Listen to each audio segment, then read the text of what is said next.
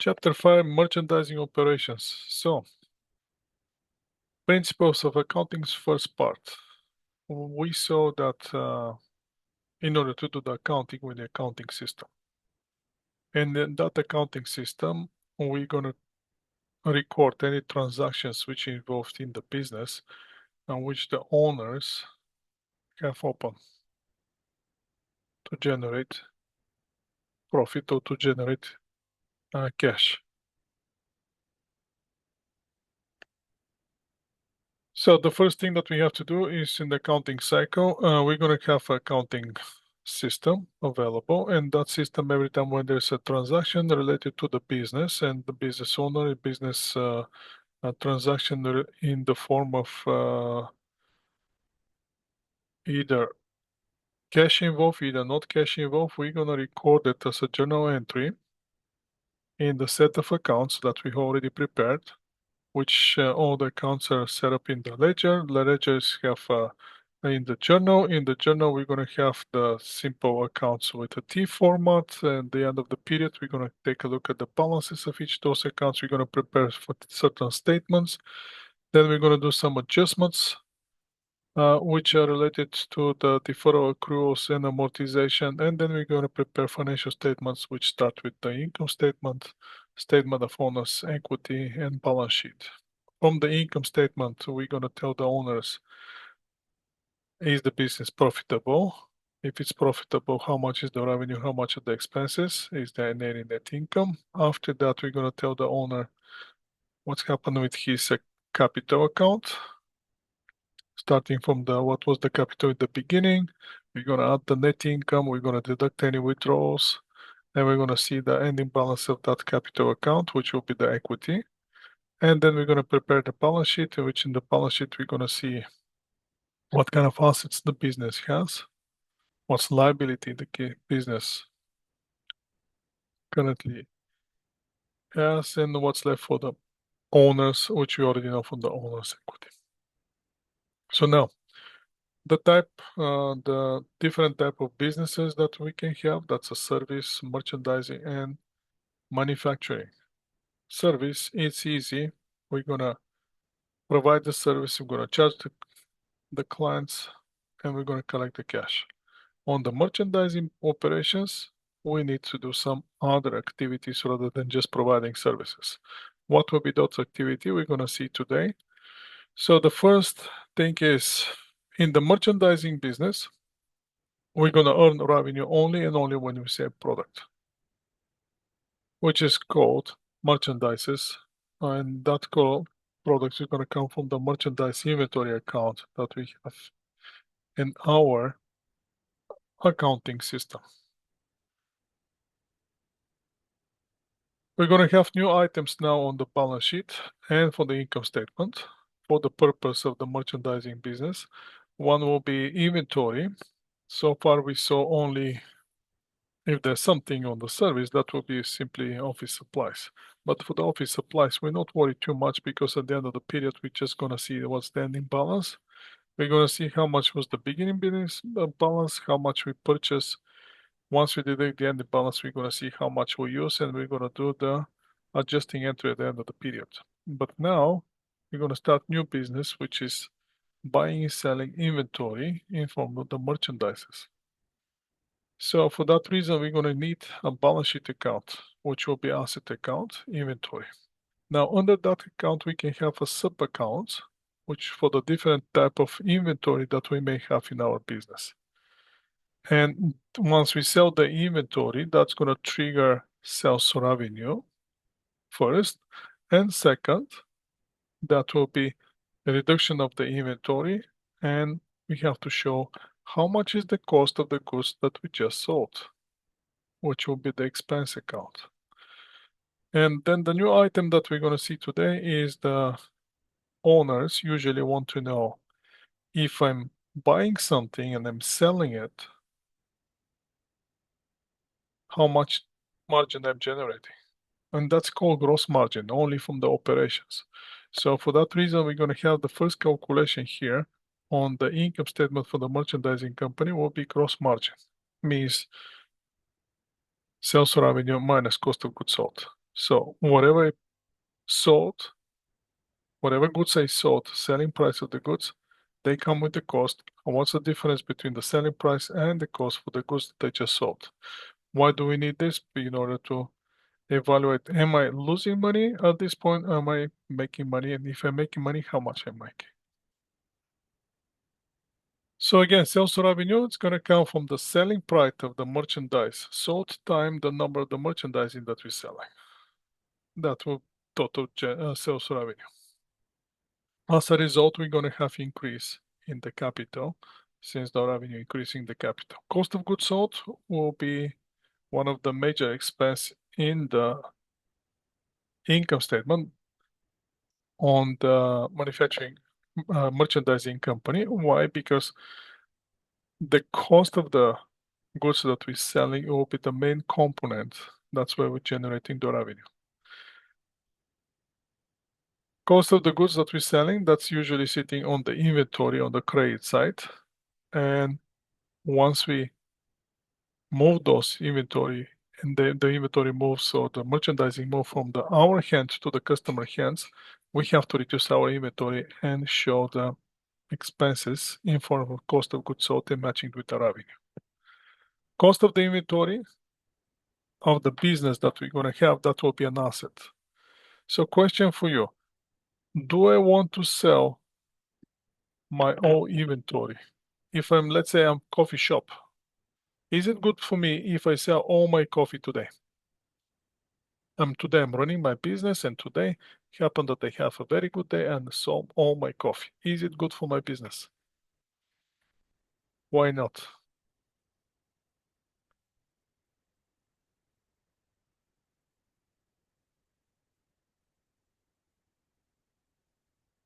Because yes, because we don't have any coffee for tomorrow.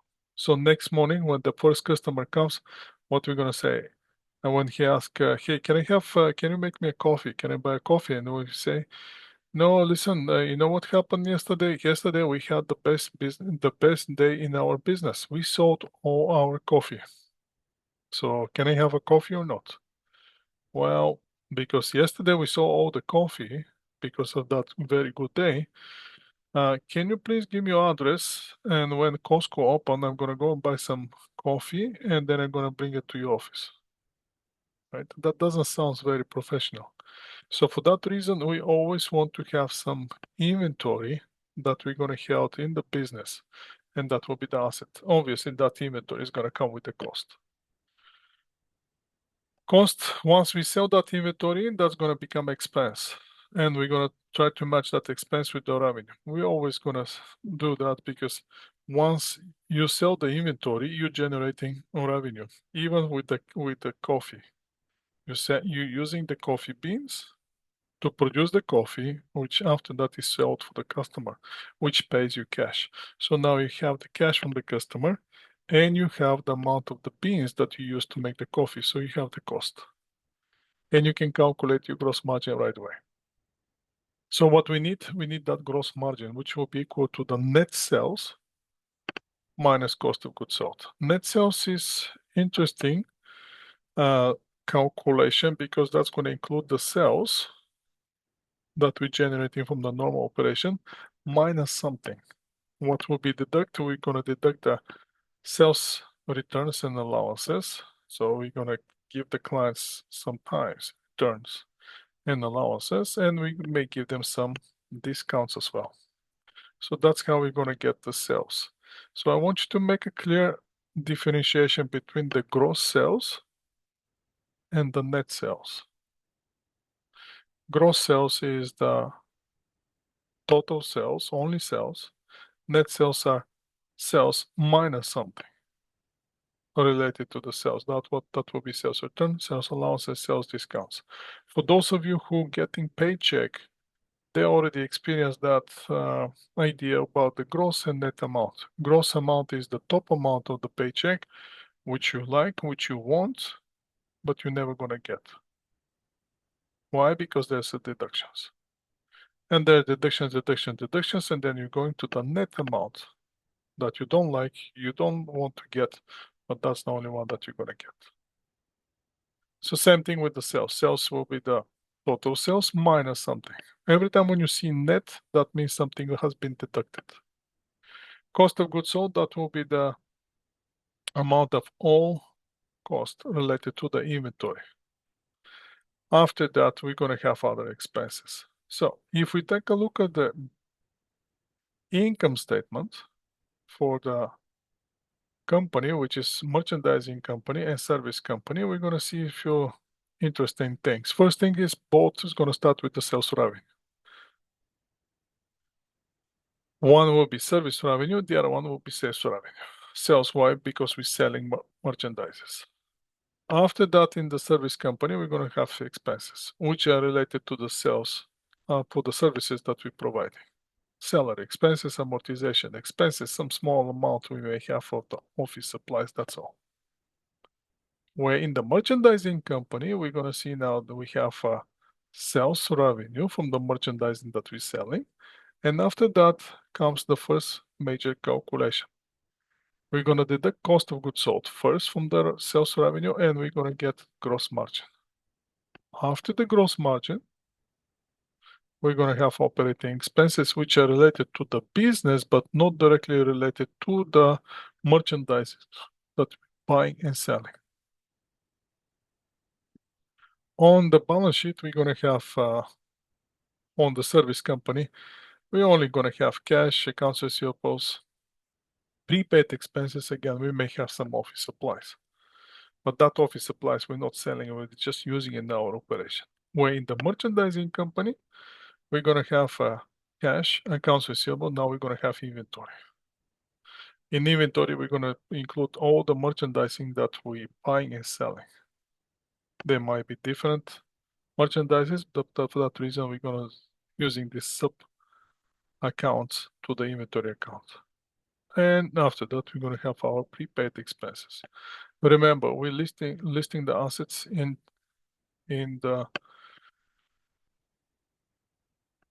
relation to liquidity. Whichever is the most liquid is the first, and then going down in the order of liquidity. So let's see what's the next thing that we have to do. Today is the inventory. What's the inventory? Inventory will be the goods that the company buying and owns for only one reason, because they expected those goods to be sold. Whatever we're doing, whatever we buying it for only one reason, to sell it. It doesn't matter how much we like the goods.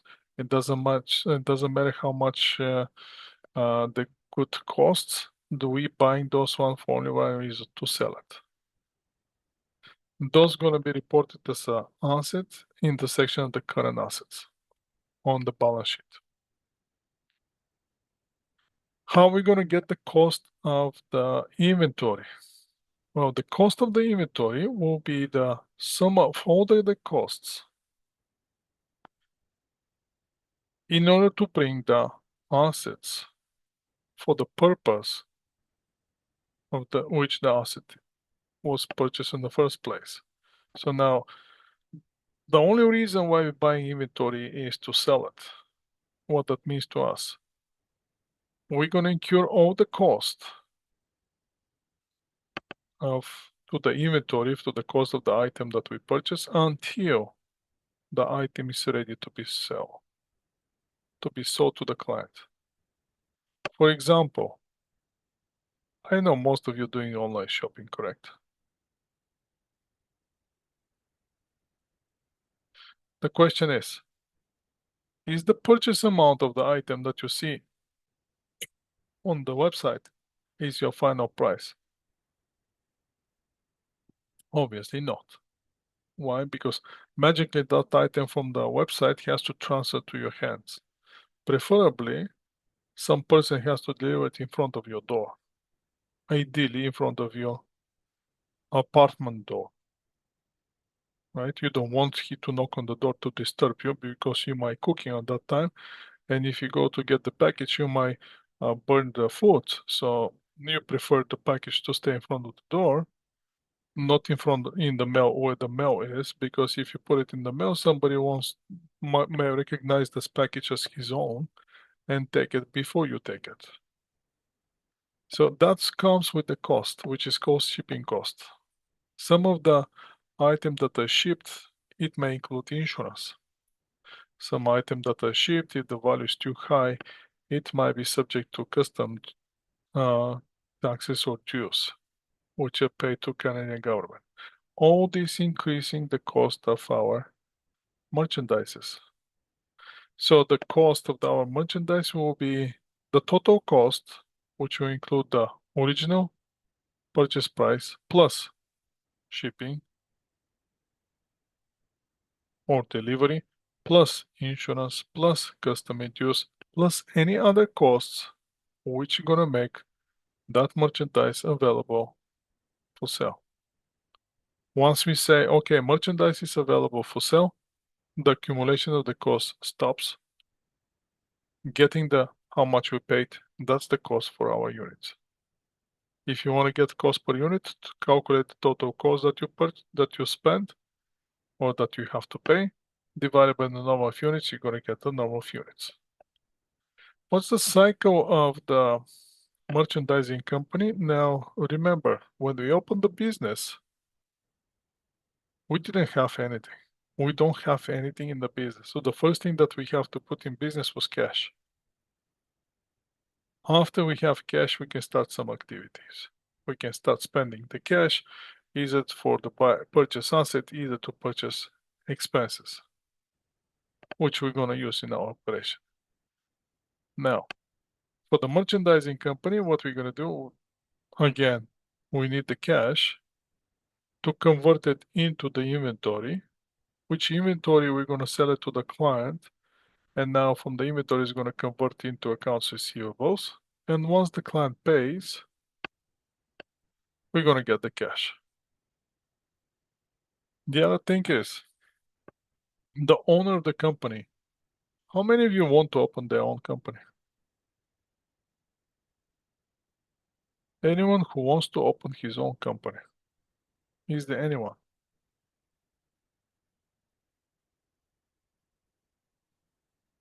Okay, if you don't, how many of you working? How many of you working? Okay, at least few people working. Question for you. You're working for a company, correct? And that company has an owner. Why do you think the owner opened the business? Because he liked to work? For money. So let's make it clear. Is he opened the business to have income? Or he owns opened the business because he wants money? Which one is it? Income or money?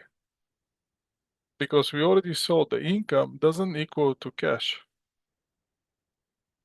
Because we have those accrue and adjustments on the end of the period. So if I'm for net income, can you please explain to me? If I want net income, what can I do with that income? Can I go to the Safeway and buy a watermelon with income? And I'm gonna go there and they're gonna say, okay, you have to give me $6.50. And I can ask, can I give you $6.50 income? What they gonna say?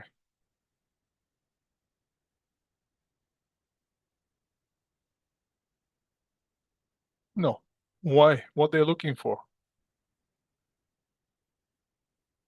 They need money or they need cash. Do you understand this? So why the owner of the company open the company? Because he wants income or because his revenue or he wants cash?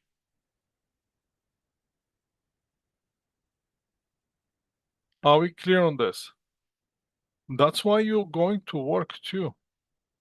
You're not going to work to generate the employment income. Canada Revenue is happy when you generate employment income, but they still want cash from you.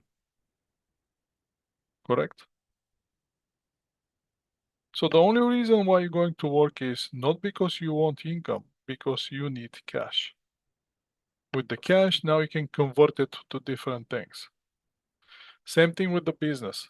Now the owner of the business opened the business for only one reason, because he wants He has cash, now he wants more cash. And he decided that if I'm buying and selling something, I can generate more money, like a Rockefeller long time ago. I think I told you the story with the Rockefeller, right? With the Rockefeller, there was a journalist asked Rockefeller, okay, so how did you start your business? How become so rich? And he said, well, in the beginning, I didn't have any money. I have $1. So I went to the market. I bought one apple.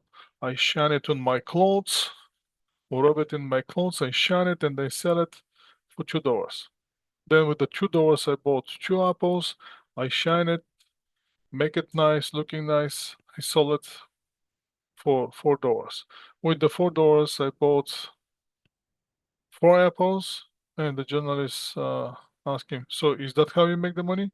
He said, "No, no, no, no, no, no, no. 1 week after, my cousin passed away, and he left me $10 million." So if you think that shining and selling merchandising and apples for $1 and it's gonna help you to become a millionaire, that's it might be, but it's gonna take a long time. As you can see in his case, in the second week, something changed. There was a new event that came. So the point is, everybody looking for cash. And now the funny part is, in order to generate more cash, you have to give up the cash. You have to convert it to something else, which something else is going to increase the value, and then it's going to come up to your hands with more cash. So if you purchase the right inventory or merchandises, which will be valuable for the customers, they'll be willing to pay more money from what you purchase them. That's the only way you can generate more cash. So let's see what kind of merchandising inventory system we may have. We may have two types of inventory system. One is the perpetual inventory system, the other one is periodic system. What's the difference? Now, perpetual means that will be most likely run by the software, accounting software or inventory software or any kind of software that keeping information about what you have on hand, what you purchase, what you sold, what's left. So again, what you have on hand, what you purchase, what you sold, how much left, and keep tracking of that. And can track it as items first, cost per single item, and total cost. And that system is going to run automatically, periodically, on perpetual kind of pattern. Means going to be updated right there instantly as soon as the purchase is made and as soon as the sales is made. The system will be updated. The common thing, the one thing that probably you already saw was when you go, sometimes you're going to those stores, and I know Walmart, they have it. Sometimes other stores also have it. You looking for some item, let's say some shoes. You can find size 8, size 10, size 11, but you cannot find size 9. So what you're doing is the only thing that you have to do is find some person who's working in the Walmart and ask him, "Excuse me, do you have size 9?" And what he's gonna do? He's gonna say, get this plug device that usually having. He's gonna scan the barcode or the anything related to that item. He's gonna say, "Let me check the system." Which system he's gonna check? He's the Walmart perpetual inventory system. In that system, what he's gonna find? How many items they have on hand. If there are any purchases, when the purchase is coming, if there are any sales, was that, and that system will be updated automatically, instantly. So you may end up with the answer. "I'm sorry, we don't have anything in this store.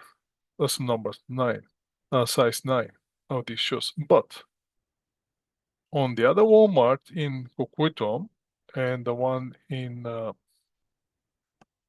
Grand Boulevard, in Coquito we have 6, and the Grand Boulevard we have 5.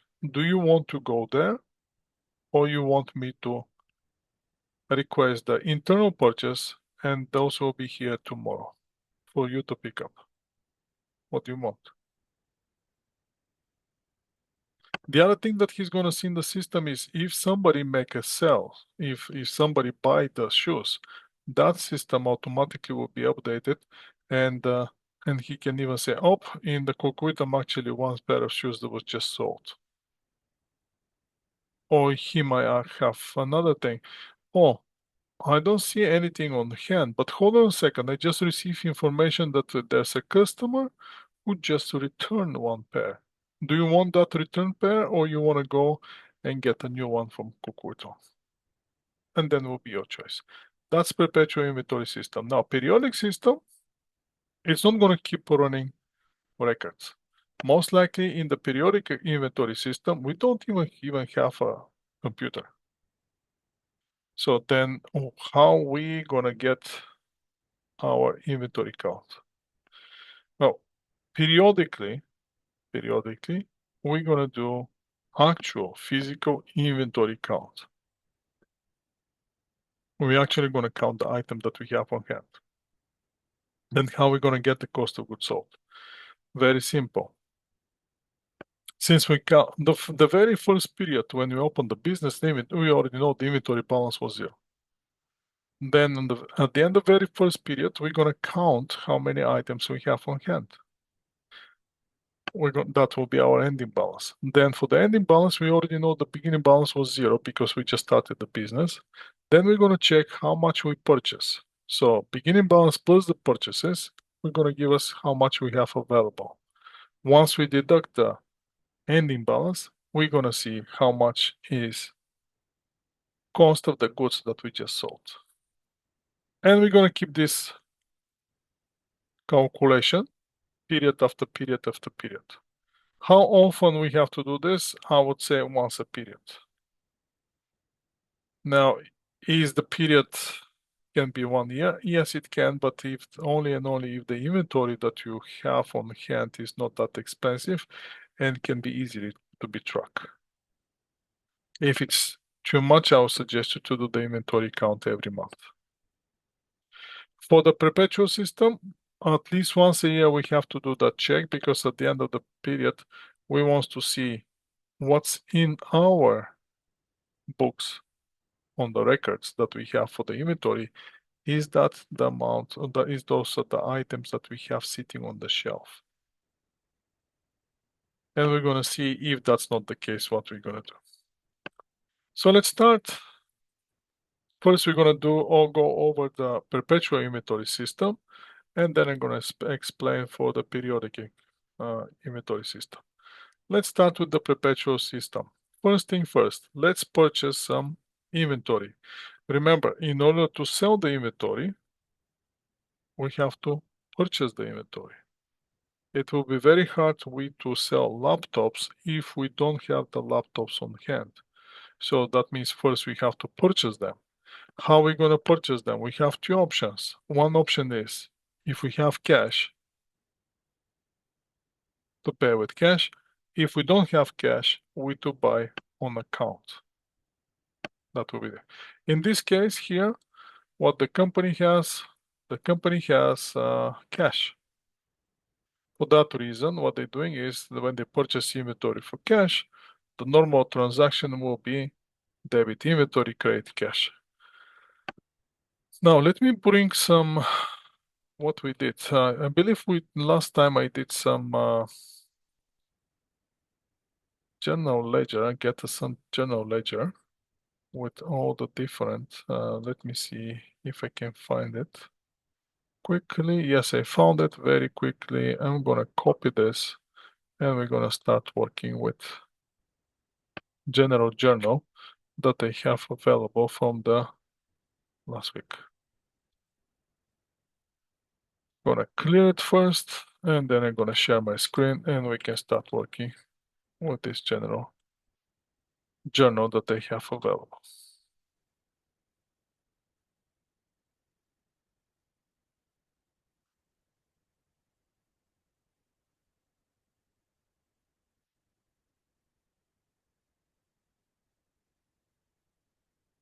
Almost ready. And here we go. Let me copy this information again, and let's move to Excel spreadsheet, which is right here. So on this Excel spreadsheet, we're going to start posting our entries. The first thing first,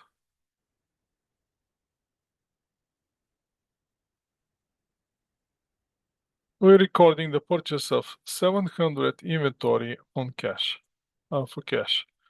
The purchasing date, let me see what date they're using. They're using May 27th. On May 27th, we're going to purchase inventory. And the inventory purchase price is $700, for which we're going to pay cash. So that means credit will be cash. $700. Very straightforward, nothing to be scared. That's if we purchase it from cash. Let's see where else we're going with these slides.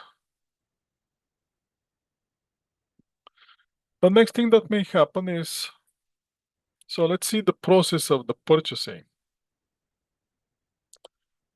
You already told me that you purchase online, correct?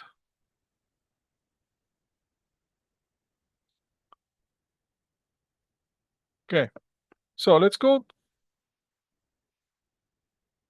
If we go to any website, let's pretend right now go to the website. What's going to happen first? First, I have to choose item to buy, correct? Those items going to go to some basket. And at some point, when you transfer the item in the basket, it's going to ask you, do you want to pay or you want to keep shopping? Let's say keep shopping. Then you choose another item and you say, okay, I'm done with this. Now I want to pay. So then you're going to go to the basket and you're going to see order, purchase order. Now, based on what you select, this is your purchase order. So you're going to see the items that you purchase, the quantity of the items that you choose, and the sales price per item. Total will be matching the total. And after that, you're going to see taxes. You may see some, what will be that? Freight. You may see some freight or delivery, anything like that. But the point is, once you as a buyer getting that purchase order, now you're ready to place that purchase order on to the seller. And you can communicate that purchase order with the seller.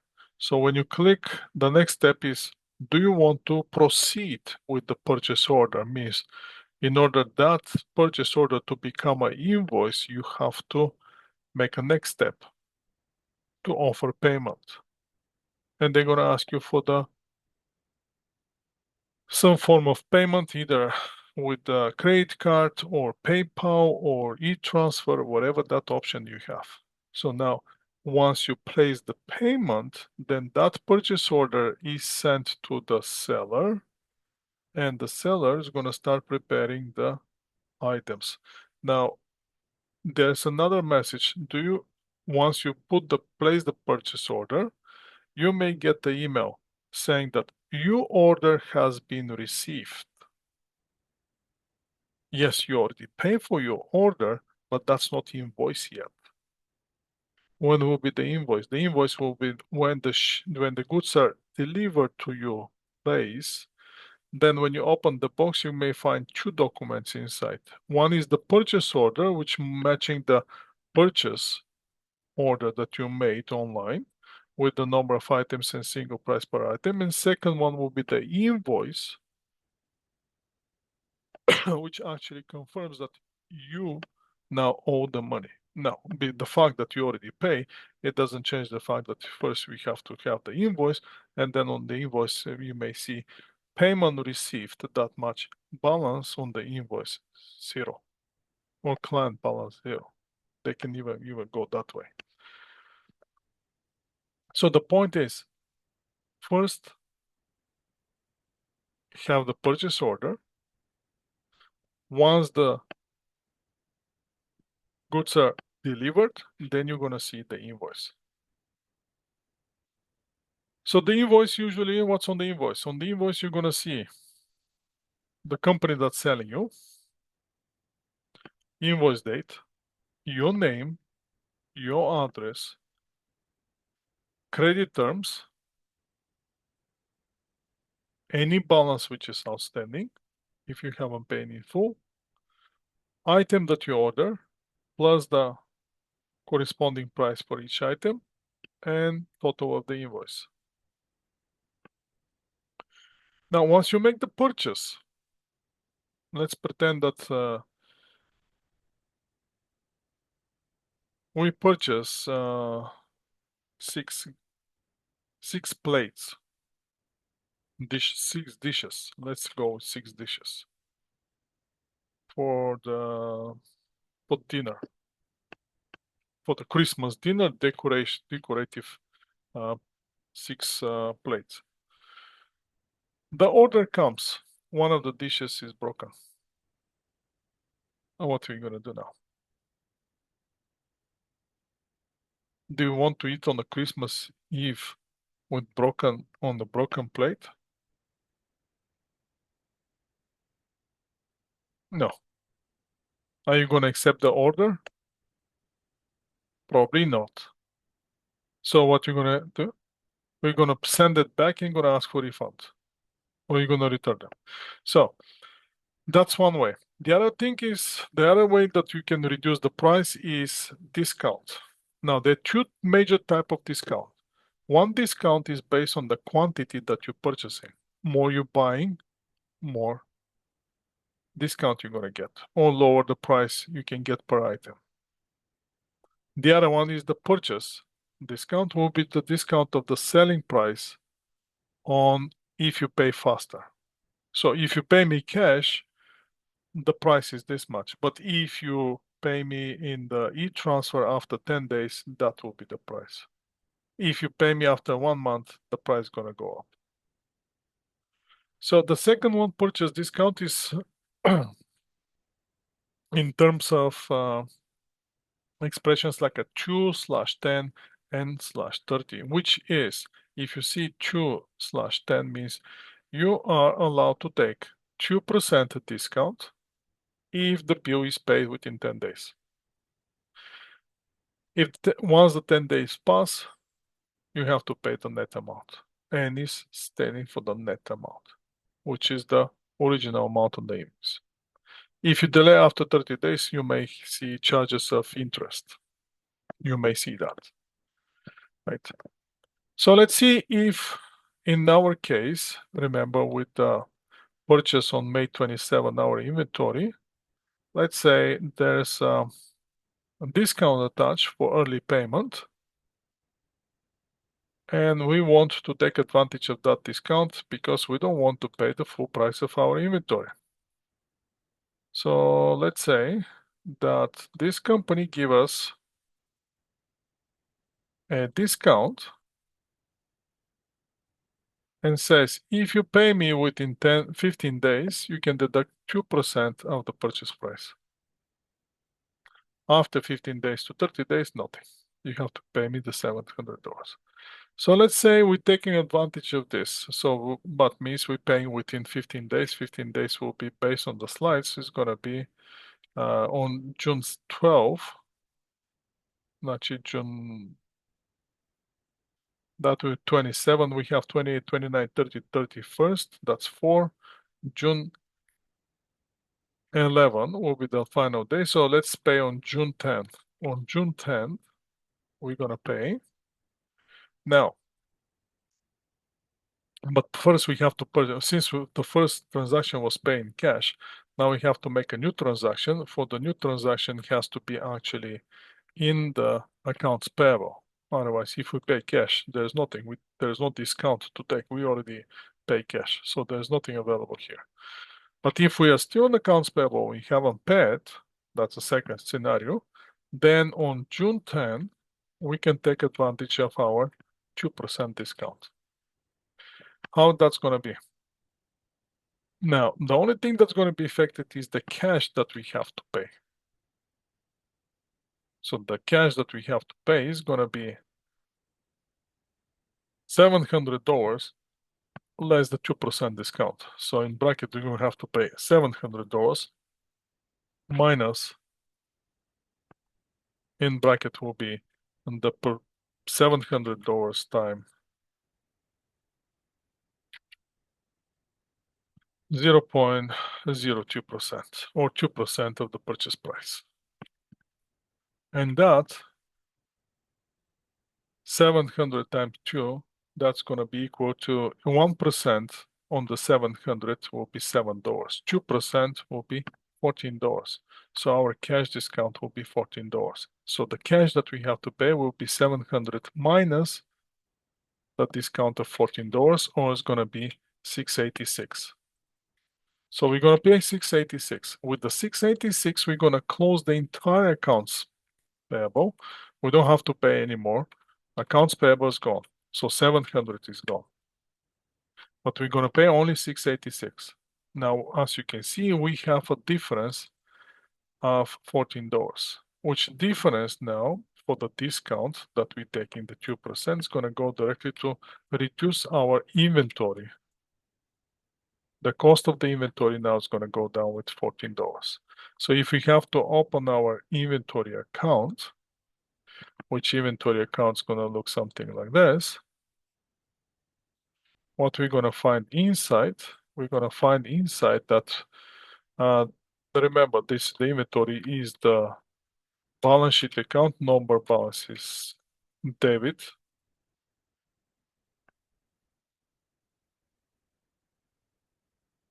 That's inventory.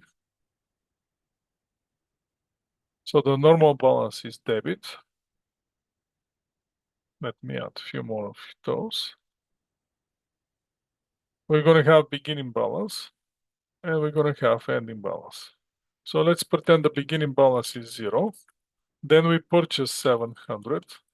Then we apply $14 discount. So the cost of my inventory up to this point is 700, or beginning balance plus the purchase minus the discount, which I just took. So my inventory value is 686.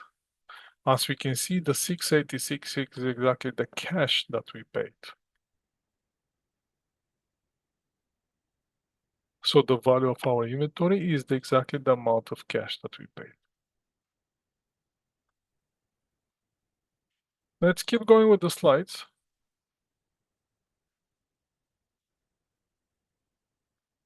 And as we can see here, and again, once we apply the discount, we're going to see that our inventory balance is 686, again, equal to the cash. Now let's go with a different scenario, not the scenario that we get. Let's pretend that again, we purchase this inventory, but now we pay directly cash. So we are back to the first scenario where we pay in cash. Once we pay cash, or actually, you know what? Let's leave it. We haven't paid. We haven't paid. Let's deviate from the slides. Slides, you have it. Now I'm going to deviate from the slides. So you can have a different scenario here for this particular case. Let's pretend that we're not paying cash. We are purchasing on account. And let's do some return. Now, let's see what's the difference between return and allowance. When the merchandising is shipped to your location and when you receive the merchandising, you may have goods which are damaged and goods completely damaged, so they're not usable, and you may have goods which are partially damaged. They still can be used, but they're partially damaged. So for the return, what is going to happen is, let's say with the plates, the plate is completely broken. It's not usable. So you want to send it back and ask for return. Now we have to change the item that we're buying because its plate's not going to work. But let's say we're buying tumblers, and one of the tumblers that we received, the tumbler, metal tumblers, one of the metal tumblers is slightly squish on the bottom. So for that one, we can say, okay, I can still sell it, but I want allowance. What that means is, if you give me a reduction of the price as allowance, price reduction, then I'm gonna keep it. Otherwise, I'm shipping it back for full refund and full refund. Now, both return and allowances will reduce the amount of the inventory. We're gonna see how. So let's say first one, we have return. We don't like the items and we return them. So let's go back to the Excel spreadsheet. And let's go with our adventure here. Now we said, I'm gonna away from cash. I'm not gonna stay away from cash. I'm gonna get a new scenario here. The news, let me highlight. This was one first scenario. Second, we have the second scenario, which to show the discount available on the inventory. Let's highlight a different color. And now we're going to the new scenario, which not going to be cash and purposely is going to go with the accounts payable again, but that will be our new scenario now. Let's highlight it in different color, which will be this one we haven't used it yet. So let's go with this color. So inventory, accounts payable, $700. Then we found out there's items which are completely broken, for which we don't like it. We're going to send them back. And we send them back on June 3rd. We return 450 inventory to the seller. So on June 3rd, what's going to happen is once I return the items, I don't have to pay for them. So what I'm going to do, I'm going to reduce first my accounts payable with $450. And at this point, I have the inventory, but now it's broken. So I have to ship it back to the seller. So once I ship it, I don't have to pay for it because going back to the seller. Also, I don't have the inventory, so I have to reduce my inventory. Credit inventory with the same amount, 450. Now let's see what's happened with my inventory account. That will be the new scenario here. So again, the beginning balance was 0, then I purchase for 700. Then first thing I'm returning 450. That will be return and allowance.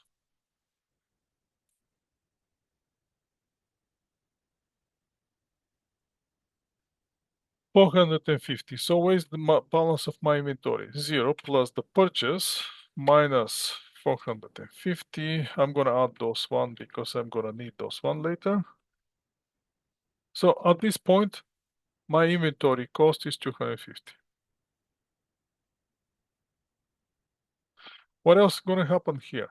From the slides gonna tell you that later on next day, you found that one of the item is slightly damaged. I'm gonna post it here. I'm gonna move this T account a little bit down, like here. And I'm gonna get this one and move it right here. On June 4th, this company determined that one of the item is slightly damaged, very slightly. And they say, okay, I can still sell this item, but I need a price reduction or I need allowance. And they, after negotiation, the seller, he doesn't want the inventory. Once the inventory leave their house, they don't want the inventory back. And they say, you know what, I'm gonna give you $25 allowance. Okay, I'll take it. So that means I don't have to pay you $25 more. So then will be debit accounts payable.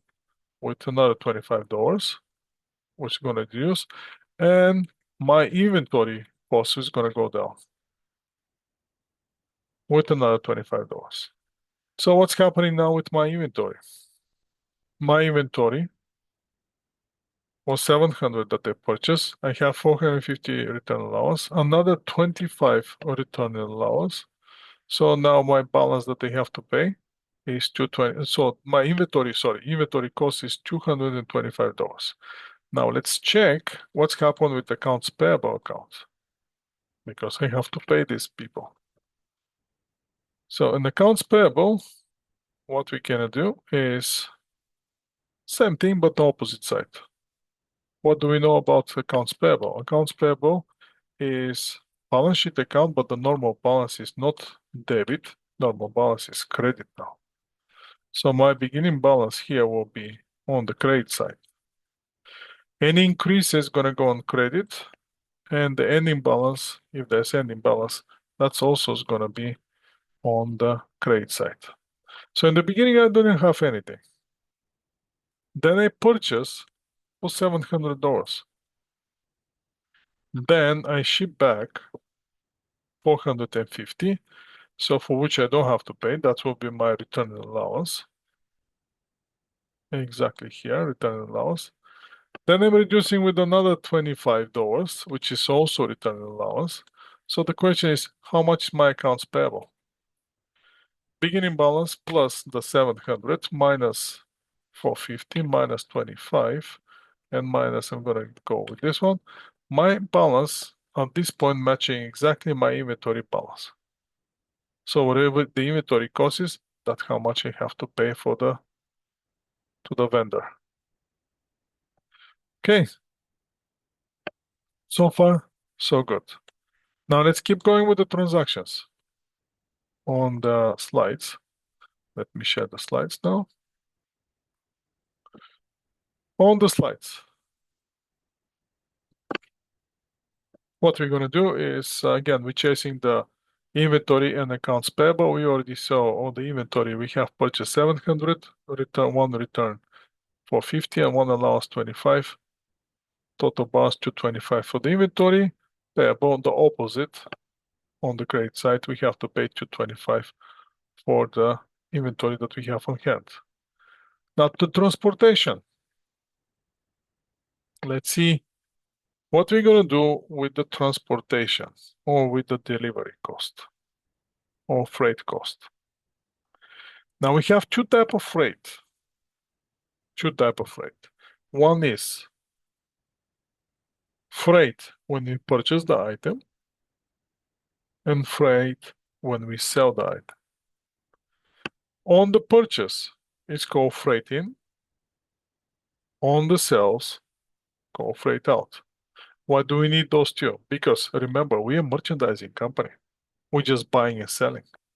So whatever items we're buying, that comes with the freight, and whatever items we're selling, that goes with the freight.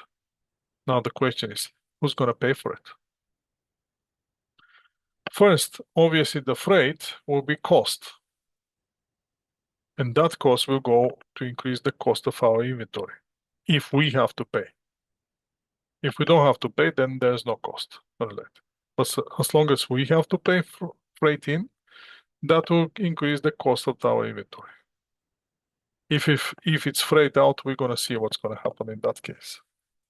So that's first thing. Second thing, free on board is a legal term which specifies when the legal title and rights or the ownership changes from the seller to the buyer. Also determine who pays the freight. So the free on board is a term which represents where the legal title and ownership of the item moving from one hand to another hand, and also determine who pays. So let's say we have two options here. One is free on board at shipping points, free on board shipping point and free on board destination.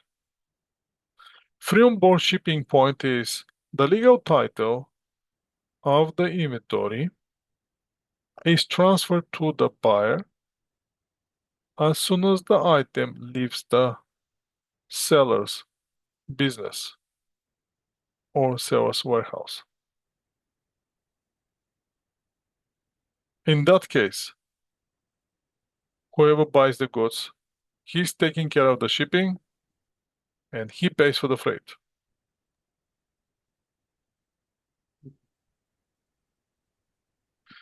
Now, the other one is free on board destination. In this case, the legal title passes in the hands of the buyer when the inventory reaches the buyer's premises. In that case, during all the transportation period, seller is the one who owns the goods. And in that case, seller is the one who paying for the goods. Sorry, for paying for the shipping. So, example. Any of you who order pizza online? Any of you who order pizza online?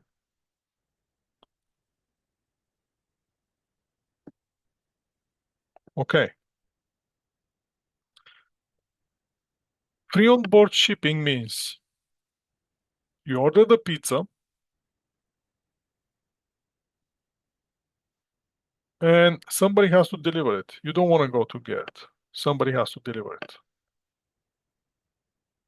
So one option is free on board shipping point. What that means, as soon as the pizza is ready and the pizza leave the place that the pizza was made, the pizza is yours. What may happen during the transportation? During the transportation, if they deliver the pizza on the bike, they may fall down. Pizza all over the floor. They pick up the pieces, put it back in the box, coming to you, and give you the pizza. You don't like it, but since it's the sales, the possession of the pizza is at the time when they left the pizza place, you are the one who's taking all the responsibility for the pizza. You're the pizza owner. Second option is free on board destination. What that means is same scenario with the pizza. The person on the bike, he's drop the pizza, he pick up the pieces, he coming to you. Now, the pizza is not yours yet. The pizza will become yours once moved to your place. So you open the box in front of he comes with the pizza. Can I see the pizza? He opened the box. No, I don't like the pizza.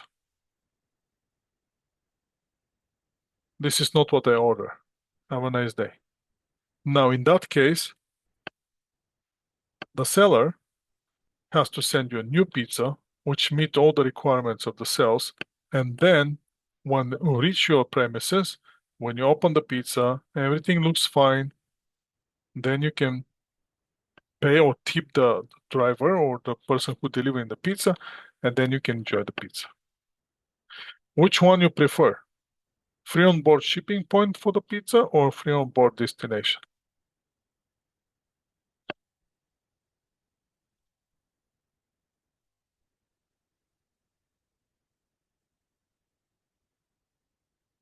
When do you want the pizza to become yours? When leave the pizza place or when reach your place and you accept the order?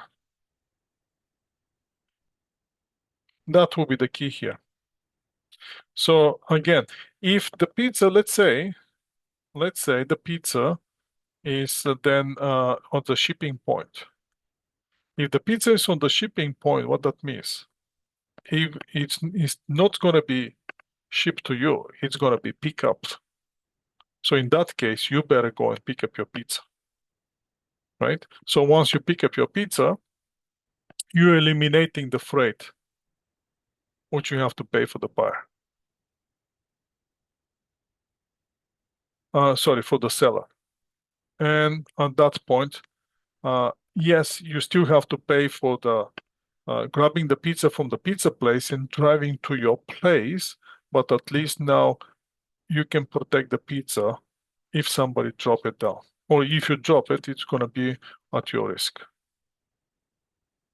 Free on board destination, that will be the best scenario again, because then you don't have to drive to the premises. You don't have to do anything, but unfortunately, you have to pay for the freight. Now, the freight is going to be included in the price of the pizza, but now who's going to deliver the pizza? That's up to the seller. Seller is the one who can arrange either Uber, either Cup, either some shipping company that they're using. You don't have to worry about it. You already pay for everything. So now, who's going to pay the freight? The seller is going to pay the freight. Yes, you already prepay for the freight, but it doesn't change the fact that the seller is the one who's going to pay for the freight.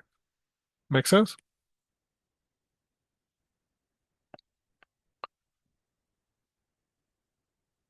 Let's keep going with this. So now the freight. The freight comes and we have to pay it.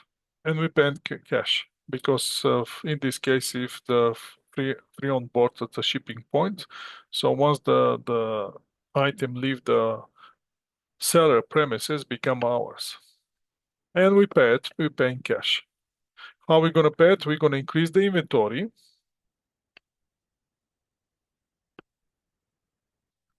And we're going to pay directly cash. We're going to reduce the cash. Let's go and do this journal entry on our Excel spreadsheet. Now this will be in a new event here. Paste it right here.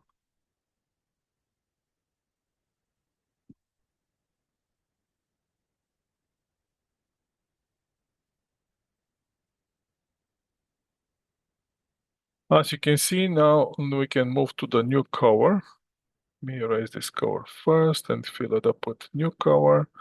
And that will be only and only for the freight. And then we're going to have on June 1st, we're going to have, that will be June here, 01st here, debit freight or debit inventory, because that debit is going to increase our inventory.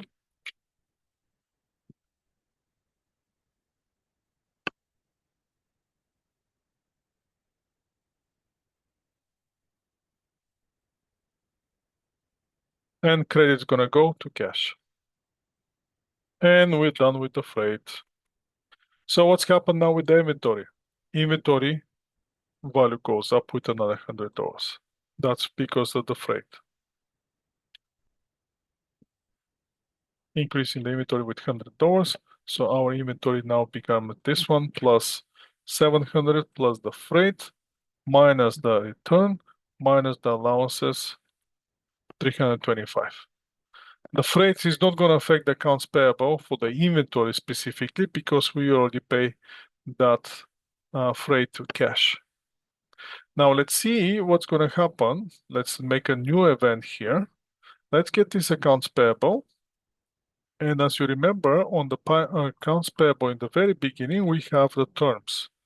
If we pay within 15 days, we can enjoy 2%. Let's take this 2%. So that will be the event, which will be strictly related to the outstanding balance on the accounts payable, which outstanding balance on the accounts payable is 225, as you can see. And let's go now. On June 10, like before, on June 10, we're going to pay for the credit, we're going to pay cash for the accounts payable.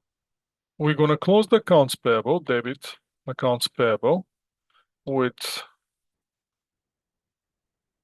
Now I'm gonna mark this with a different color, which will be blue in this case. Let's go with another blue. Accounts payable, I'm gonna close account 225.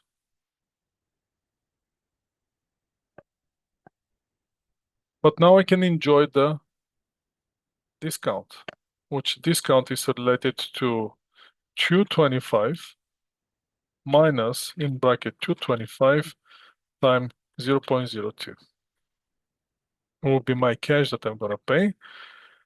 The 225 times 0.2 will be my discount here. It's gonna be 225 times 0.02%, which would be $4.50. That will be credit. That's gonna reduce my inventory.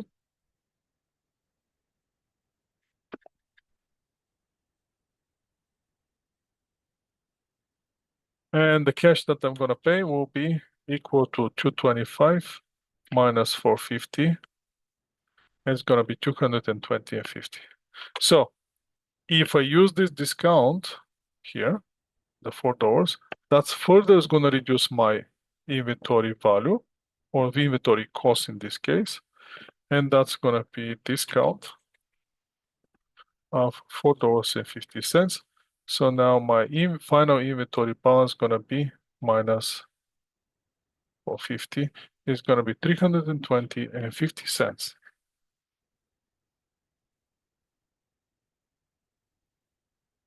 And that's how we're deviating now from the slides, because the slides apply the discount only in the first place on in the total amount $700. Now we see a new event when we have the purchase $700. First we have the return. Let's make it this only return. The second one was only allowance. Both going to the return allowance.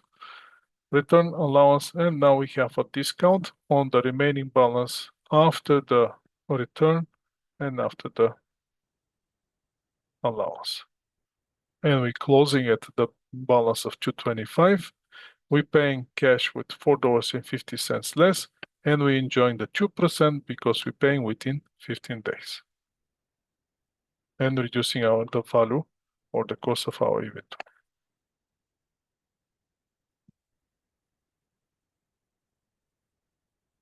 Now, this scenario is not on the slides, but you don't need it anyway. So let's go with our inventory. What's happened with the inventory?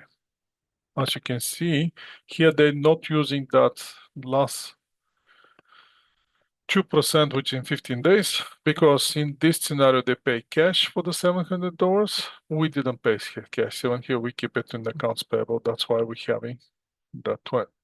We're enjoying the 2% discount. But if we don't have a discount, then the inventory is going to be only 325. So it will be the purchase price minus the return first, minus allowance. That's not purchase discount, that's allowance.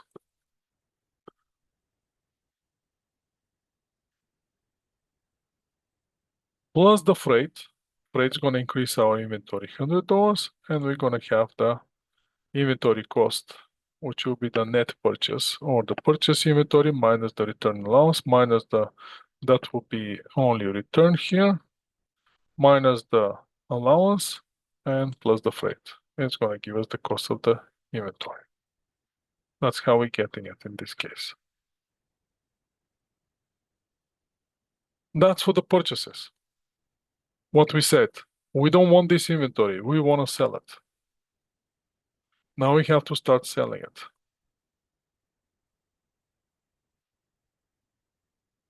Why? Because it doesn't matter how much we like the inventory, we need cash, we like cash more.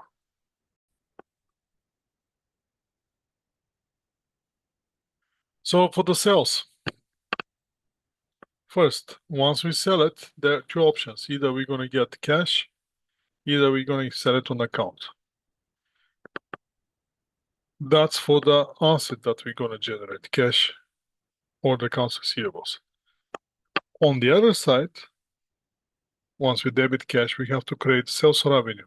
That's going to increase our revenue. The other event that happened on the point of sale is that before the sale, we have the inventory. After the sales, we don't have the inventory. So we have to reduce the inventory. But since that inventory comes with cost, we have to debit expense account, which is cost of goods sold. Now that's how we're matching the revenue on the credit side and the debit for the cost of goods sold together. And we can see right on point of sales how much gross margin we're generating on the single sale. When we combine all the sales and all the cost of goods sold, we're going to see the total gross margin. But at the point of sales, usually we're seeing that gross margin right away. So what's going to happen here is very simple. Imagine you're going to the store and you're going to the self cashier to pay for your item. And once the machine says beep, sounds comes, two transactions happen right away. First one is to show that you have to pay amount. You can see it on the screen. Second, whatever you have to pay become a revenue for the store. Now the second transaction. Before the machine says beep, the item that you have in your hands belongs to the store. Once the machine say beep, now that item become yours. Now you still haven't paid for it, but technically it's yours. And that's how the inventory move from their hand into your hand. But since that inventory comes with the cost, whatever the cost of that item is, since it's the inventory, they don't have it, that reducing the cost of the inventory as well. Make sense? So that's why on the sales, you're always going to have two transactions. One is for the revenue and accounts receivables. The other one is for the expense cost of goods sold and the reduction of the inventory. Revenue matching the cost. Cash for them goes up, inventory goes down. So same as purchases. Now, when we are the one that we're selling, we may have sales return, we may have sales allowance, we may have sales discount, and we may have freight out expenses. Let's go one after another. Let's go first with the normal sale. For the normal sale, I'm going to go back to the Excel spreadsheet. But now I'm going to move to the new worksheet because this one we're going to label it that with the purchase. And now we're going to move this one and we're going to call it sales. In order to become sales, I have to erase all this information and start again. Some of those accounts are going to leave them because probably we're going to need those accounts, but we're going to name it, or maybe I can grab it later from the previous worksheet. Let's erase everything and start from scratch.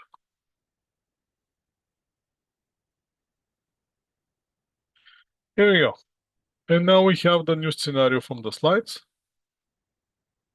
With the company has inventory on hand, 60,000 inventory on hand. They selling some of the inventory for cash for $10,000, for which $10,000 cost of goods sold is 6,000. So let's go July 9. What we gonna get? We're gonna get debit cash. Why are we getting cash? Because we're selling.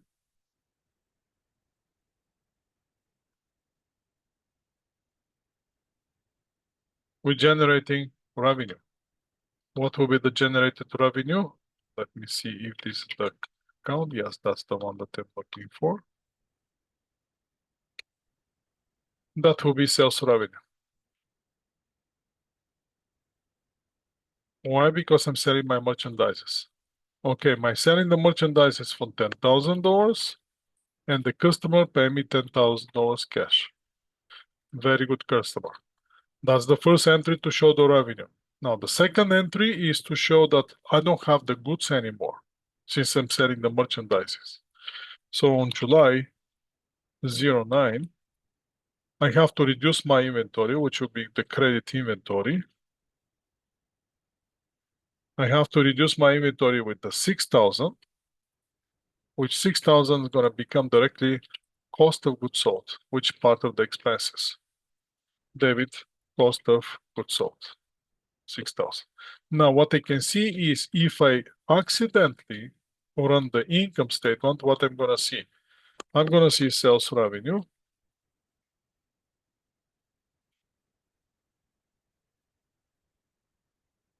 of $10,000.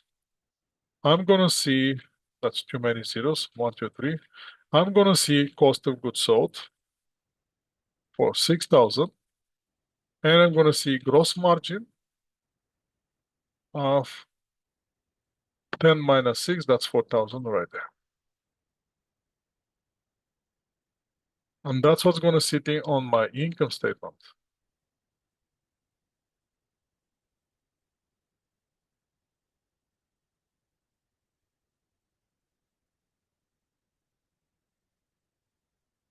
Why? Because I have my revenue right here. I have my expenses, cost of goods sold, and I can show my gross margin right there. And you need that information as soon as you make the sale. Obviously, your inventory is going to go down with 6,000. That will be credit on the inventory. And the cash is going to go up with 10,000.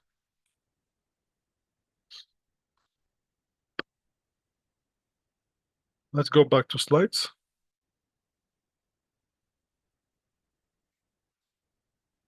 And let's start another one. Now, in this case, what we're going to do is,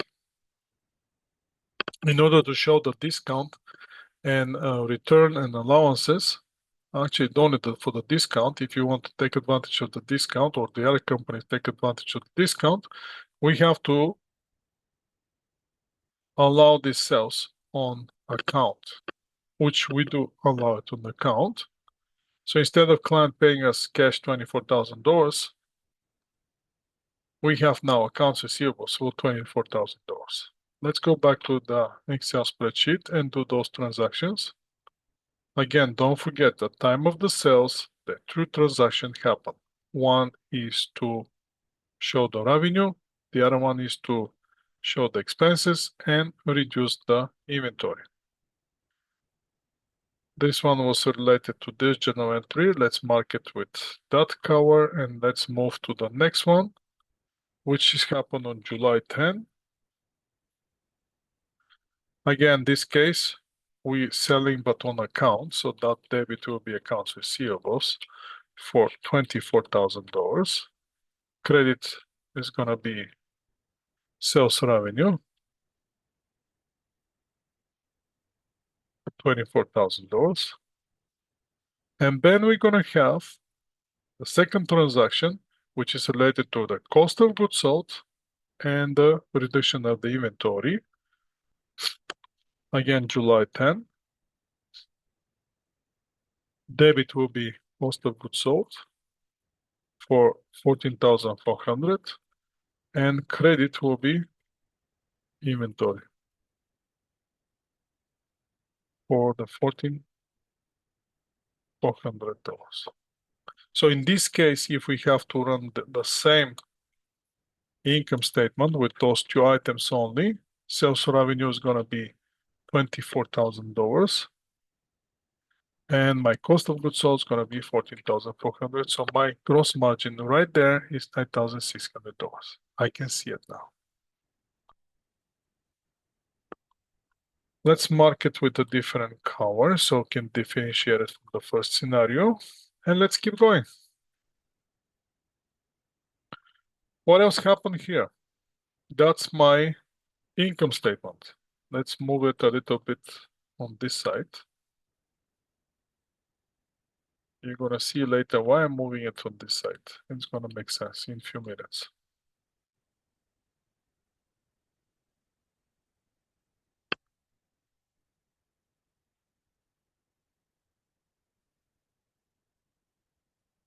And let's try to open one account here, which account will be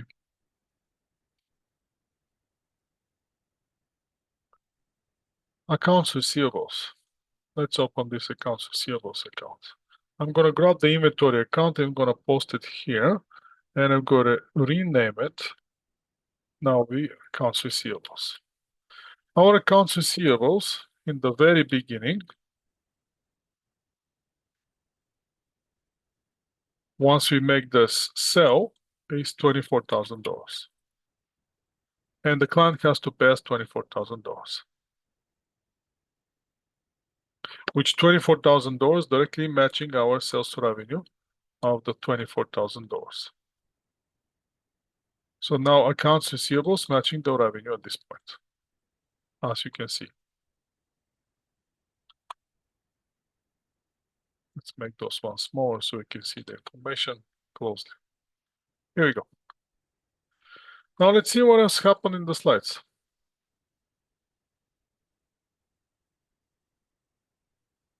After the sales on account, the client comes. One option is to receive the cash. On July 31st, the client paid the cash.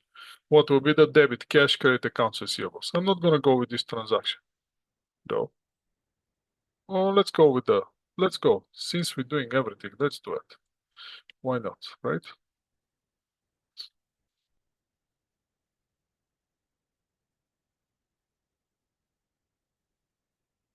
And in this case, the client comes and pays. When the cash is received, this accounts receivable is going to go 24,000 here, and the accounts receivable is going to go down to 0, but the cash is going to increase. So on July 31st, what we're going to have debit cash with $24,000. And let's highlight it in blue.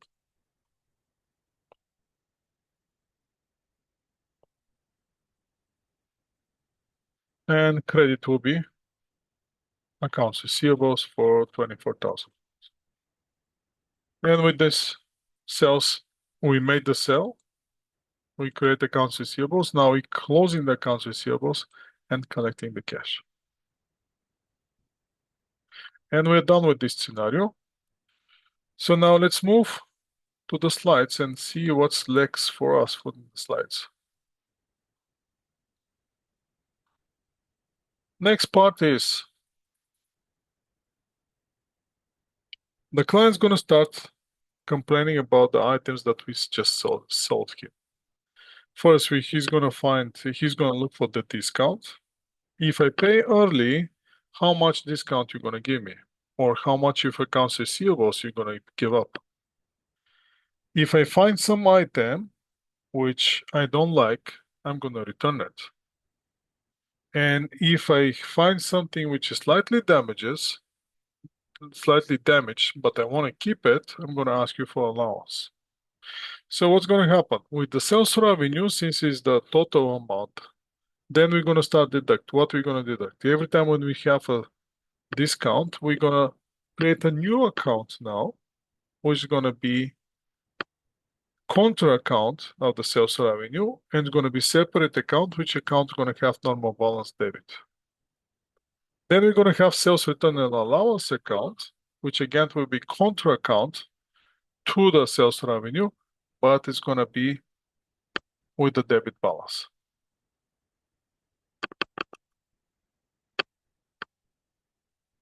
Once we get the total sales, less the sales discount and less sales return allowances, we're going to see how much is our net sales. So let's start seeing those things. First, the client asks for return. Sales around, yes. The client asked for return of $3,000 for the goods. He didn't like the goods and he asked for return. And we approved the return. Let's see what's going to happen now. I copy this and let's move to the Excel spreadsheet. In Excel spreadsheet, I'm going to go with the new worksheet now. And I'm going to delete some of those because we have to stay with the original scenario.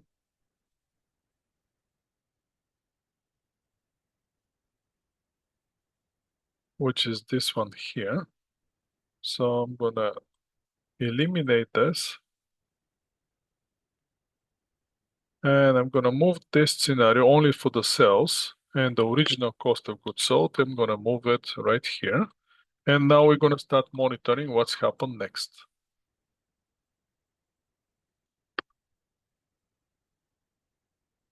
That was our first scenario here. And then we have this accounts receivable account, which is going to be right here. And we're going to have our revenue and gross margin, which is going to stay right here. Okay, I have all the information that I needed.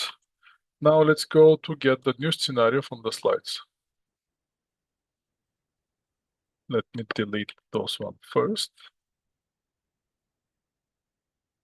I'm gonna keep that information just in case if I need the T accounts. Most likely I'm gonna need the T accounts, but let's see.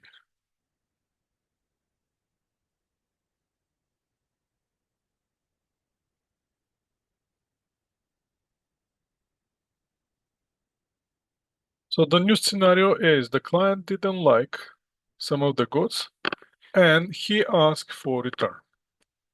Now when he returns, that means the inventory is gonna come back to us.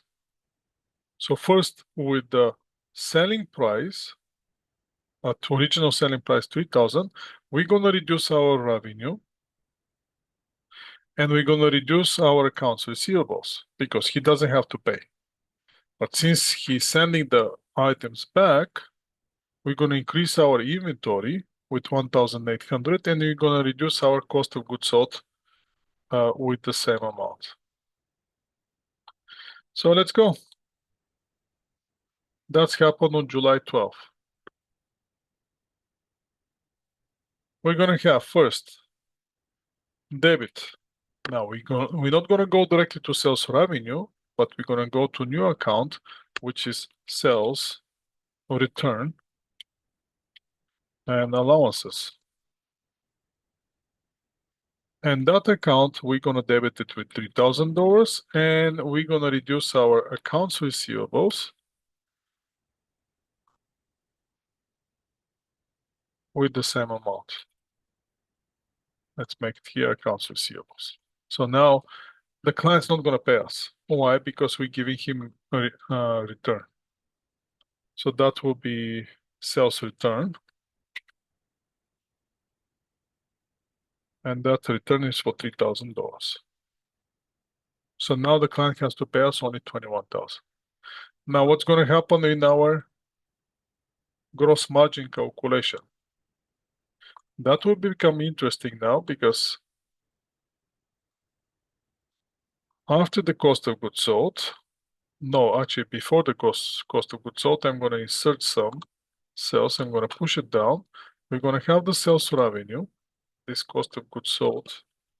I'm going to move it right here. And I'm going to have here less sales or return and allowances, which sales return and allowances are for $3,000.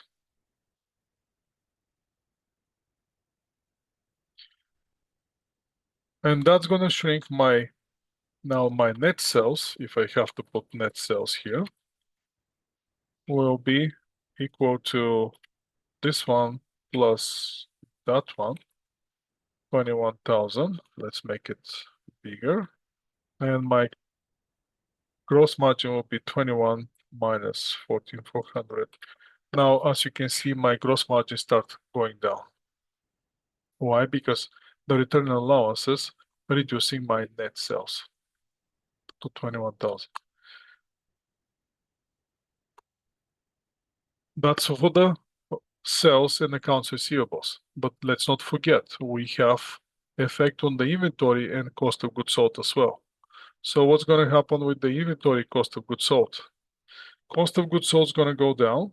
So let's go July 12. It's going to go down since we created cost of goods sold on the debit side. On the credit side, we're going to reduce it. But before that, when the client returns the items and the items comes to our warehouse, we have to increase our inventory, debit inventory.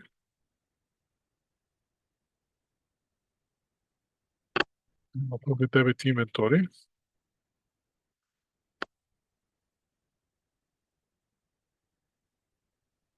with 1,800 and credit will go to cost of goods sold, 1,800. So if we have to chase the inventory is going to increase with 1,800. Cost of goods sold going to decrease with 1,800. So here we're going to have the new cost of goods sold will be the original cost of goods sold minus $1,800, which is going to improve our gross margin. Yes, we're losing the sales, but cost of goods sold is also going down. Let's see what else is going to happen. That was for the return. Let's see, next one is what we should expect. Next thing is to have allowance. Let's see how we're going to deal with the allowance. The client complained there was a damaged item which he wants willing to keep.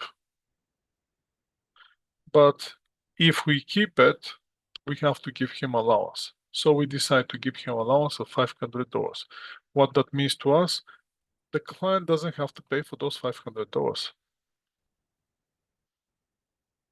And since the client doesn't have to pay for those $500, that's going to reduce the client's accounts receivable. So let's assume on July 15, we grant $500 allowance to this client, which in this case, as you can see, the difference between the return and allowance is in the return, we're getting the goods back. In the allowance, we're not getting goods back. So we don't have to increase bring the items back to our inventory. We're just going to show the allowance, and that will be on July 15 now. I'm going to go with the sales return and allowance. Again, I'm just going to repeat this entry for $500 here. And now the client has to pay me $500 less, further $500 less. So how much the client has to pay me? That will be 500. That will be for allowance. Now the client has to pay me only $20,500.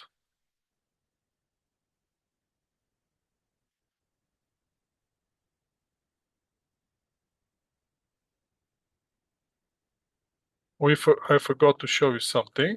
Now, if you remember, here we have sales return.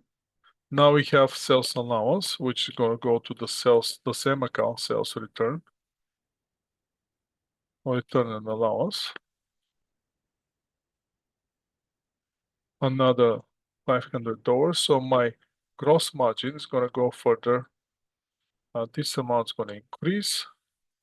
Net sales is going to decrease actually, which will reduce my gross margin with another $500. Now we can go back to slides because we updated all the accounts that we have in our SKU in Excel.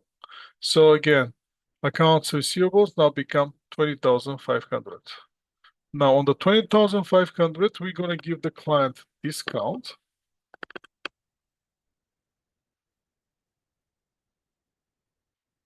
So he can pay early. And if he pay within 15 days, we're going to give him 2% discount. So he using that discount. So let's do our entry to close the accounts receivables.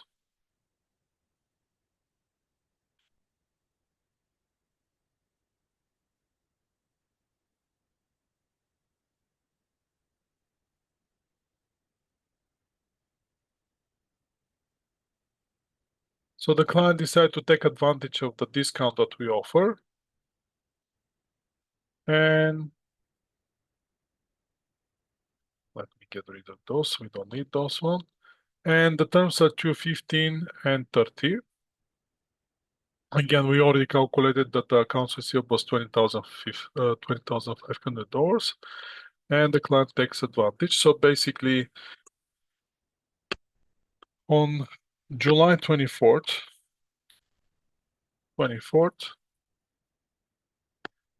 we're gonna close our accounts receivables. So credit will be accounts receivables. We're gonna close the entire accounts receivable 20,500. Once we do that, our accounts receivables gonna be zero. We're done with accounts receivables. Let's get the cash. Debit cash. Now the cash, we're not gonna get 20,500, unfortunately. We're gonna get 20,500 minus the 2% on 20,500, which the 2% will be how we're gonna calculate this.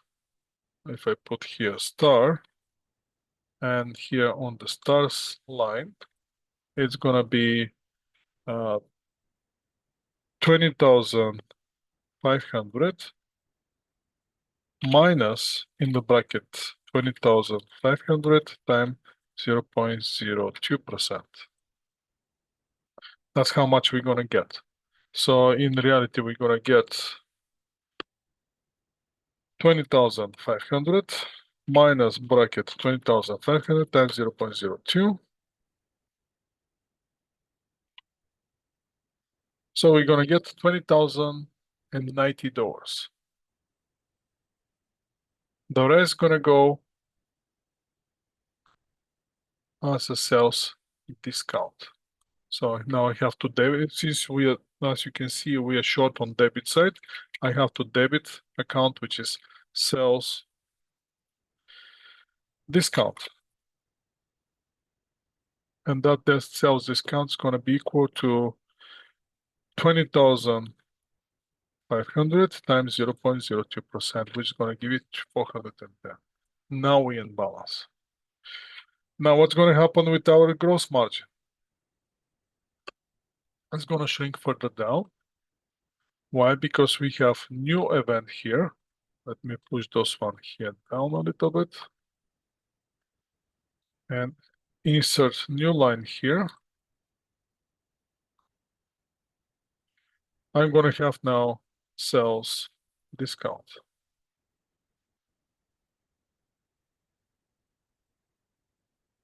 which sales discount is negative 410. And now my net sales is gonna drop down to $20,090. Now, as you can see, the 20,000 net sales are equal exactly to the cash that we're receiving.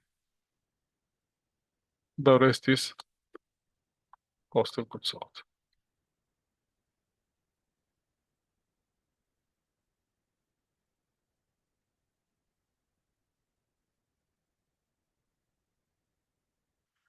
Let's go back to slides.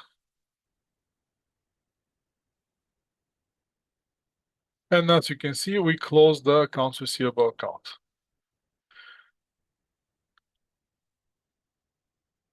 Now, at the end of the period, don't forget, we have to close the account.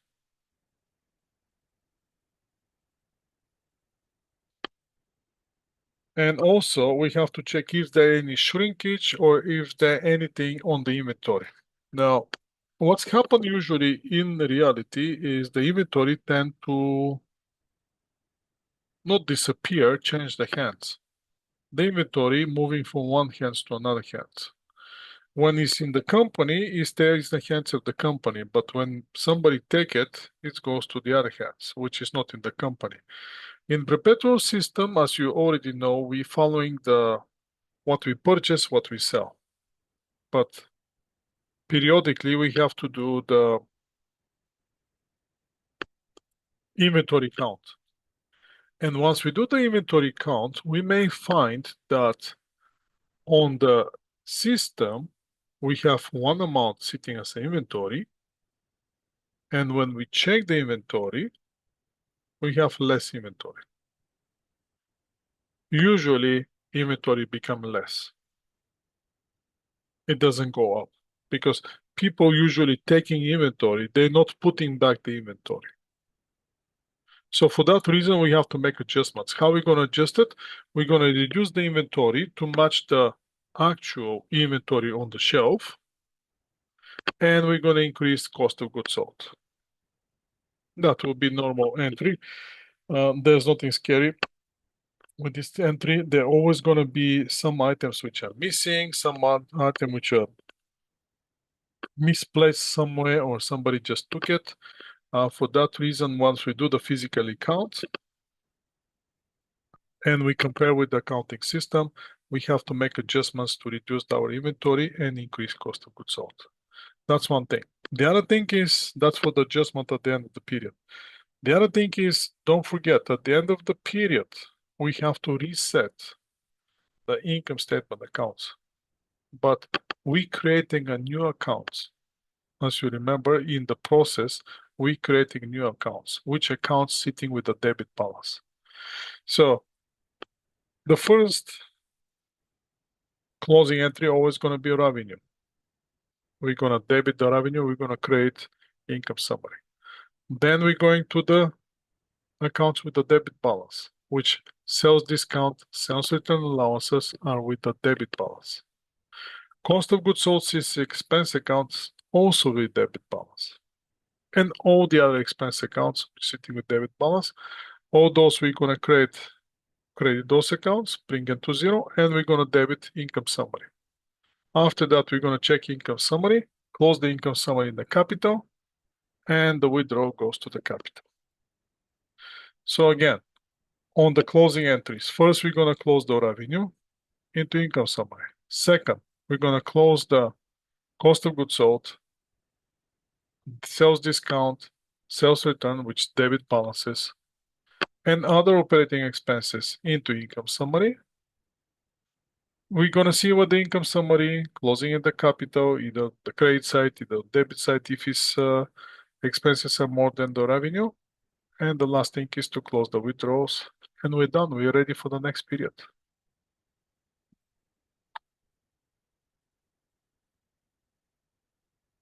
Let me bring it back to where it was. So, we have to prepare some financial statements for the perpetual inventory system. How are we going to do that? We're going to separate, again, we're separating cost of goods sold from other expenses. For the other expenses, we may have selling expenses and general expenses. And we may have some other revenues and expenses as well. We have two basic formats of the income statement. One is multiple step, the other one is the single step. Multiple and single step is related to the number of the calculation that we're going to have within the income statement. In the multiple step, we're going to have multiple calculations. First one will be the gross margin. So we're going to start with sales. Less sales discount, less sales return, net sales. Minus cost of goods sold, gross margin. Then we're going to deduct some operating expenses, and that's going to give us income from operations. Then we're going to deduct some revenue expenses, that's going to give us a net income. As you can see, we have one calculation for the gross margin, another calculation for the income from the operations, and the third calculation for the net income. That's one format. Single step format, now watch, single step format with revenue, expenses, net income. End of the story. We don't even have to show the interest expenses a separate category. It's going to be all pushed in the operating expenses. So I can see this statement has only one calculation, net income. Why? Because everything is broken by revenue, expenses, end of the story. Which one is easier? Obviously, the single step. Which one is more useful?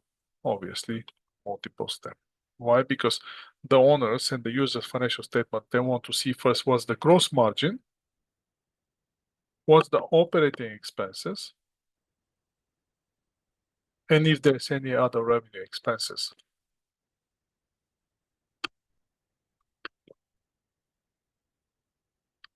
Next thing that once we prepare the income statement, next thing that's on the line is the statement of the owner's equity. Again, beginning balance plus the net income for the period, minus the withdrawal is going to give us the capital, which capital is going to become the equity on the balance sheet. On the balance sheet, we're going to split the assets into current and long term. Liability, current, long term. And capital is capital, coming from the statement of owner's equity. And that's how we make the link between the income statement, statement of owner's equity, 132, and the balance sheet, 157 of equity capital.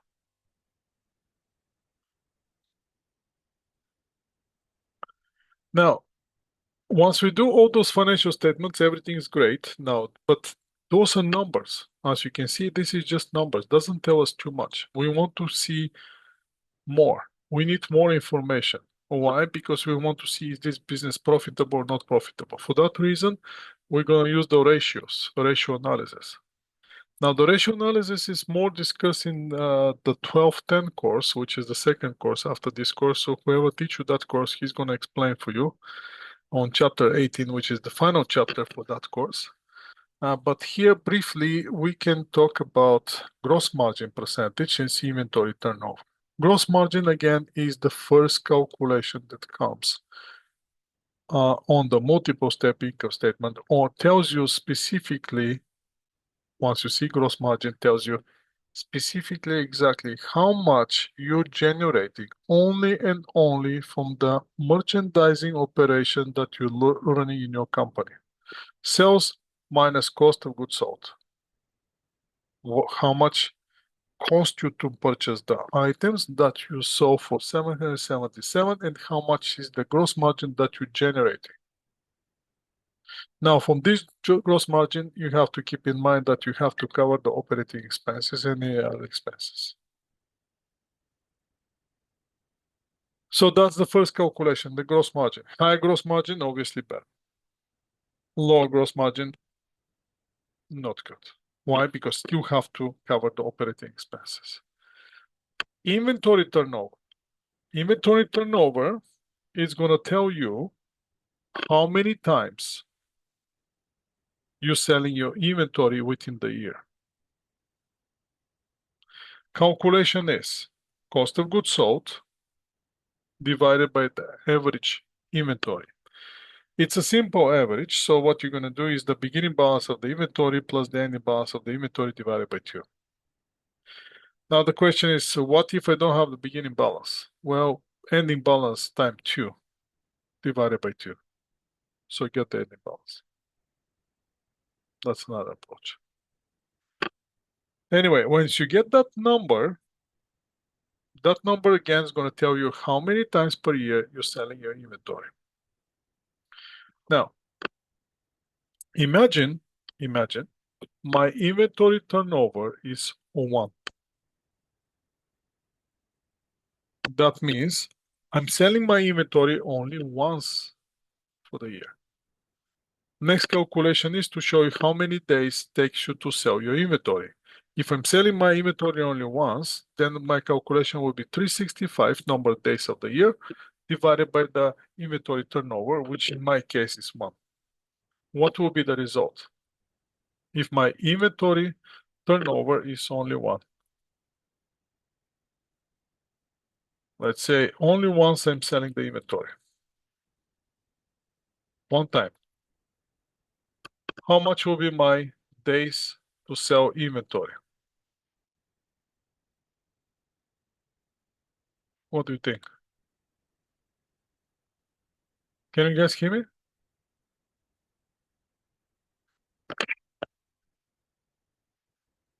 So again, if my inventory turnover is only 1, and And the year has 365 days. How many days take me to sell my inventory? 365. Now imagine I'm in the flower business, selling fresh flowers. Is that good for me?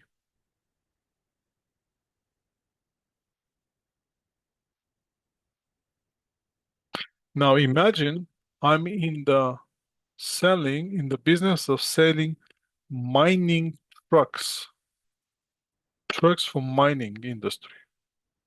Is this ratio good for me now?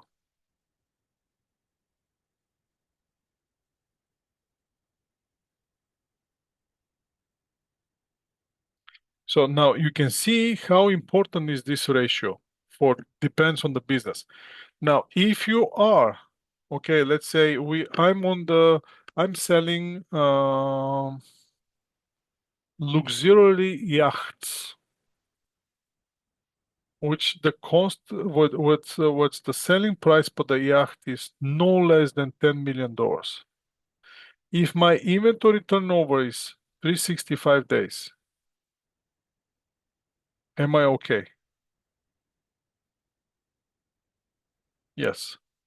So now, if now inventory turnover one is perfect because it takes me 365. So every year I'm selling one yacht, which yacht is $10 million minimum price.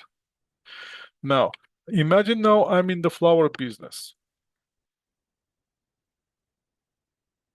Where do I want my inventory turnover to be?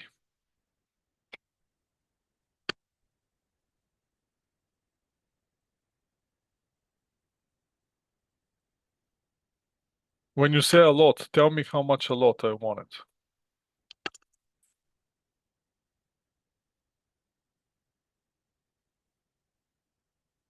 What would be the ideal for me here?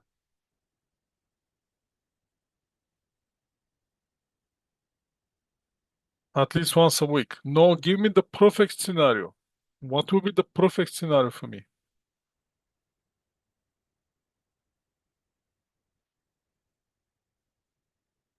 Every day. So if my every day, so that means I'm chasing here results which equal one, correct?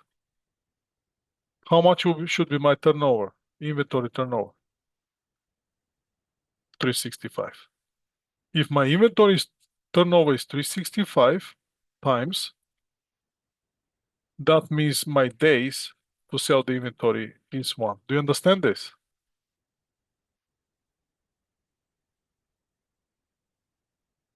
So yes, it's good to have this number, but again, the other thing is you have to see what kind of business you are.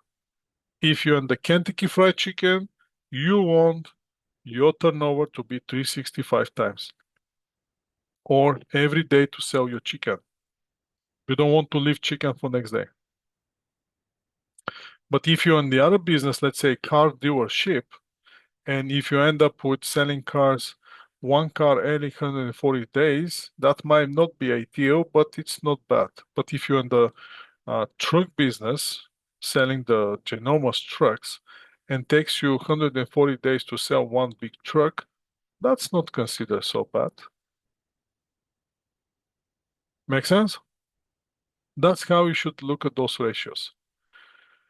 Financial reporting for the international. Once you see the international financial reporting standards, then you can start seeing with the differences between accounting standards in the private enterprises and the international financial reporting standards. So at this point, let's take a break. Periodic inventory system. As we saw in the very beginning, we have two options for the inventory system. One to be perpetual, which involve a lot of data entry in order the system to be updated instantly. And the system most likely will be linked to the cash register to update the inventory at the time of the sales and to show the cost of goods sold, reduction of cost of goods sold, reduction of the on the inventory side, reduction of the inventory, increase the cost of goods sold to revenue, gross margin.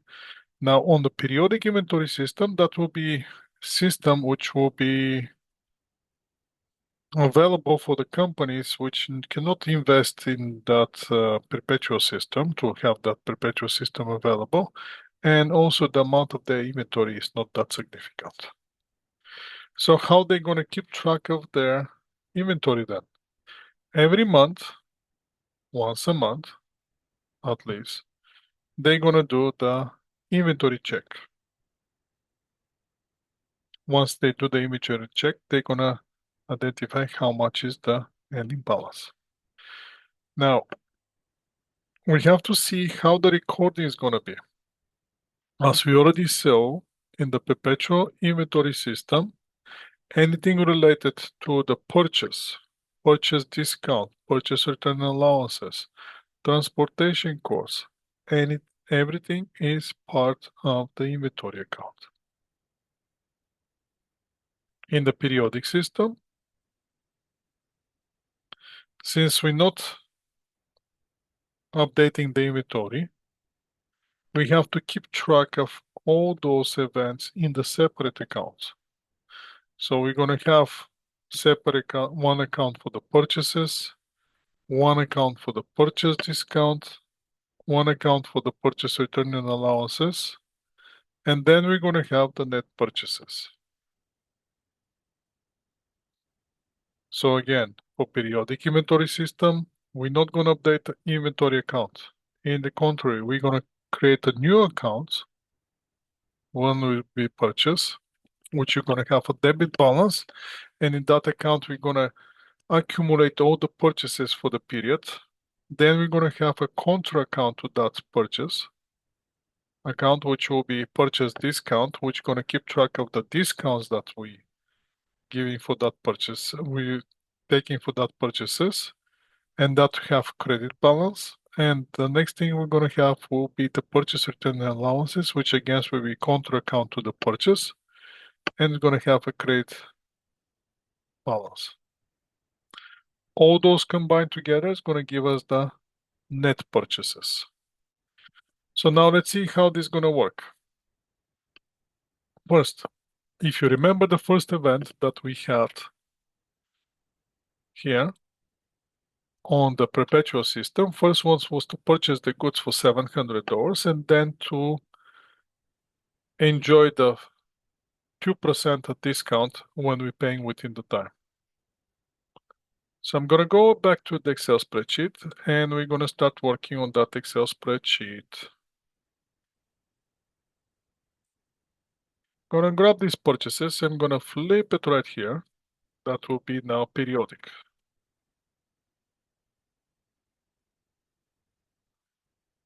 And the first one, now this one will disappear because we don't have this example, but we're going to have supply purchase inventory. Now this one disappear and we're going to post the new one, which is on May 27th. We're going to purchase the inventory. And on June 10, we're going to take the remitted payment.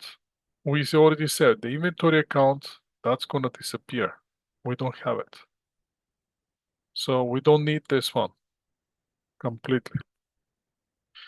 Then what we're going to run? We're going to run separate calculation, which will be, we're going to keep track of the purchases and we're going to keep track of the purchase discounts and everything. So in comparison to the perpetual system, we're not going to use anymore the inventory, but we're going to use new account, which is called purchases. Accounts payable, since we're not paying, that's going to be okay. Now, on June 10, we're closing the accounts payable by paying 686, but now the credit is not going to go to the inventory account. Now we're going to open new account, which will be the purchase discount. And that's how we moving from perpetual into the periodic. As you can see, what changes is instead of inventory, We're not working in the inventory account anymore. We're going with the new account, which is called purchases, and with new account, purchase discount. Now let's see the next event that's going to happen on the slides. Next event most likely will be related to the return and allowances. Let's copy this one and let's go back to the Excel spreadsheet.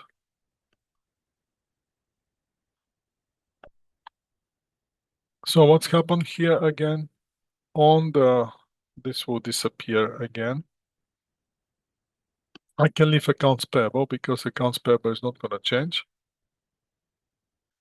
There will be no changes in accounts payable, but I can get rid of those accounts here.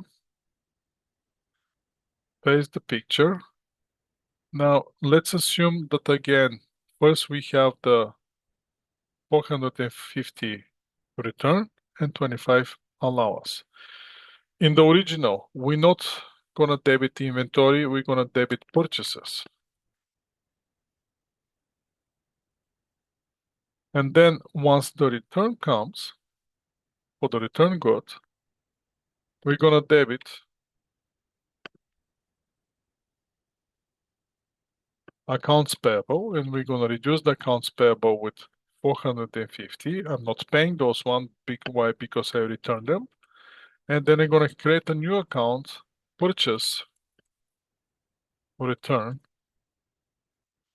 and allowances, which will be 450. That's for the return. And for the allowance, I'm gonna use the same account.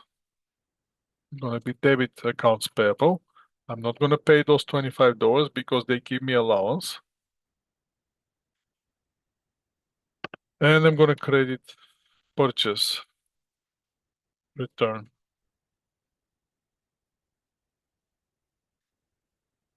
and allowance account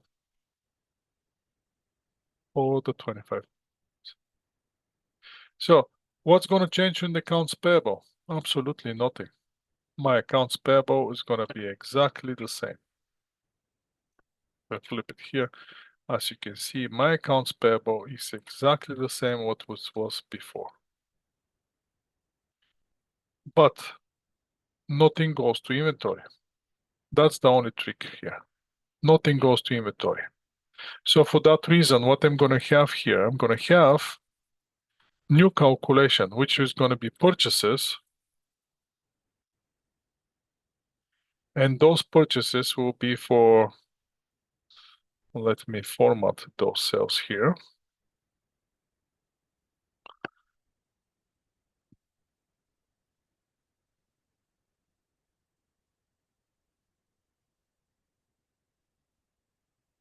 And probably I'm gonna flip it right here.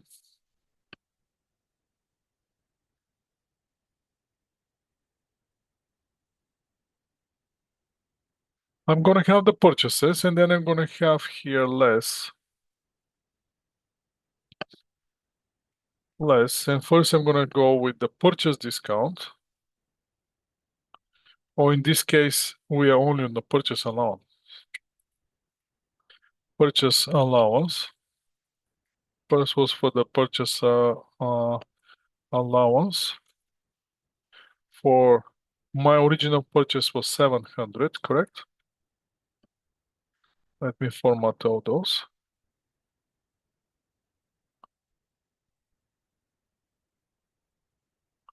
My original purchase was 700.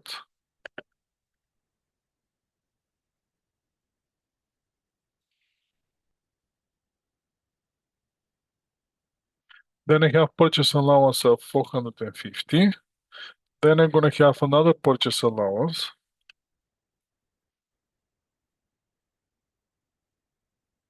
And that will be, proper name will be return and allowance.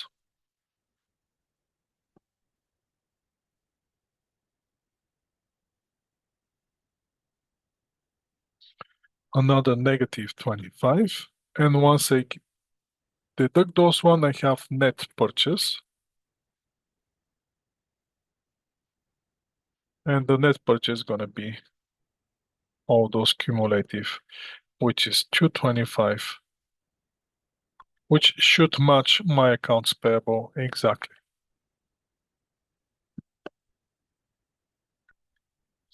And that's how we're gonna go from now on for the periodic system only.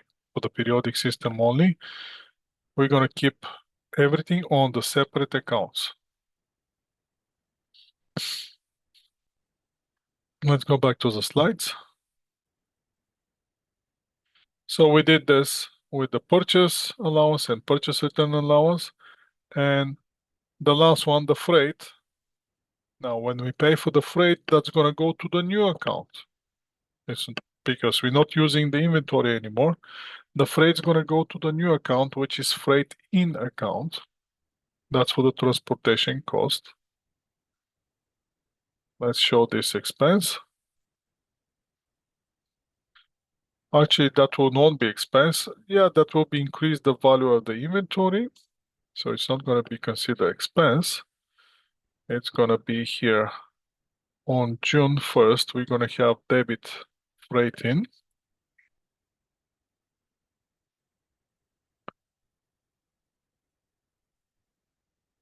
And we're gonna debit for $100 here and credit for $100 and we pay in cash.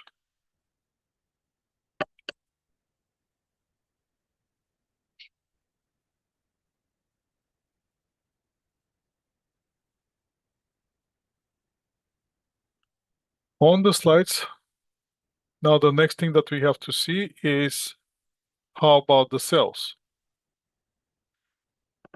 Sales will be pretty much the same, except since we're running periodic inventory system, the system itself cannot give me cost of goods sold right at the moment.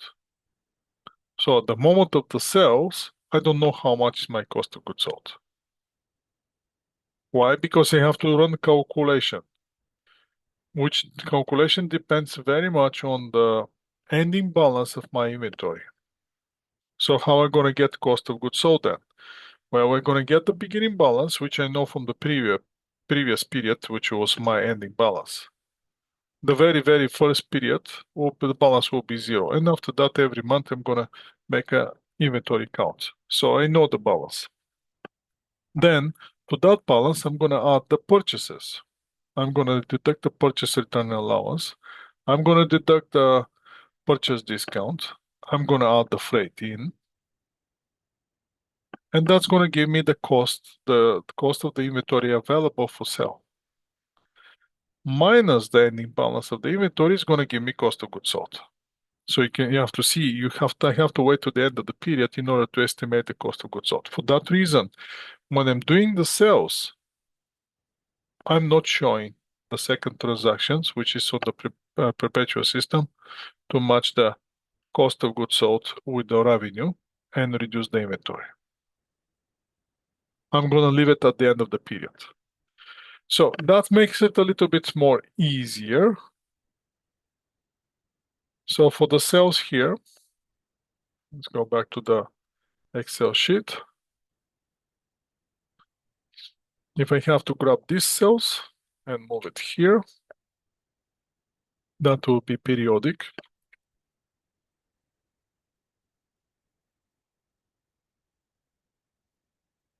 That wasn't related, that was accidental event.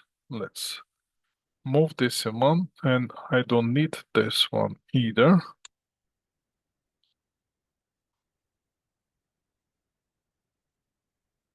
So I'm making the sales for $3,000 on credit in this case, and that will be July 10, and I'm making debit, since it's on credit, debit accounts receivables. The client's not going to pay me until later, 3,000, and then I'm going to credit sales revenue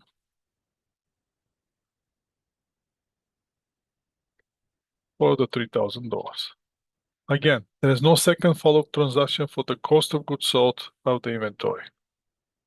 So this one will disappear.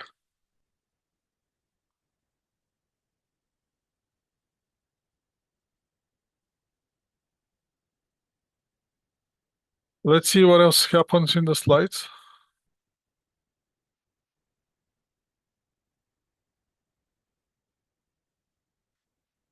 Now I have to, at the end of the period, I have to compute cost of goods sold. How can I do that? Again, we're going to get the beginning balance of the inventory. Beginning balance of my inventory. Then I'm going to add purchases from the purchase account. Then I'm going to deduct less purchase discount,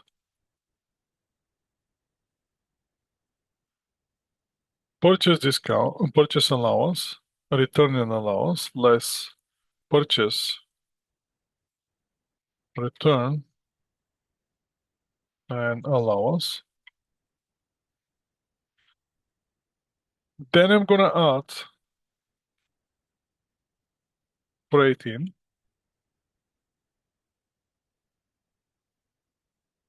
And I'm going to get available to sell.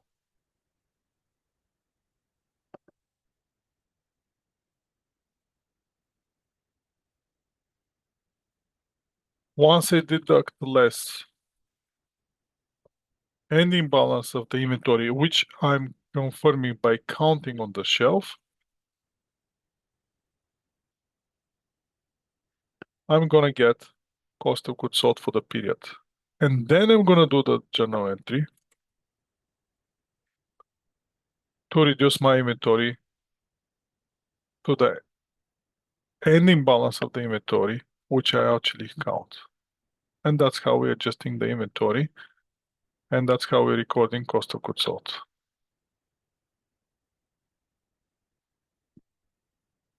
But that's only and only for the perpetual system.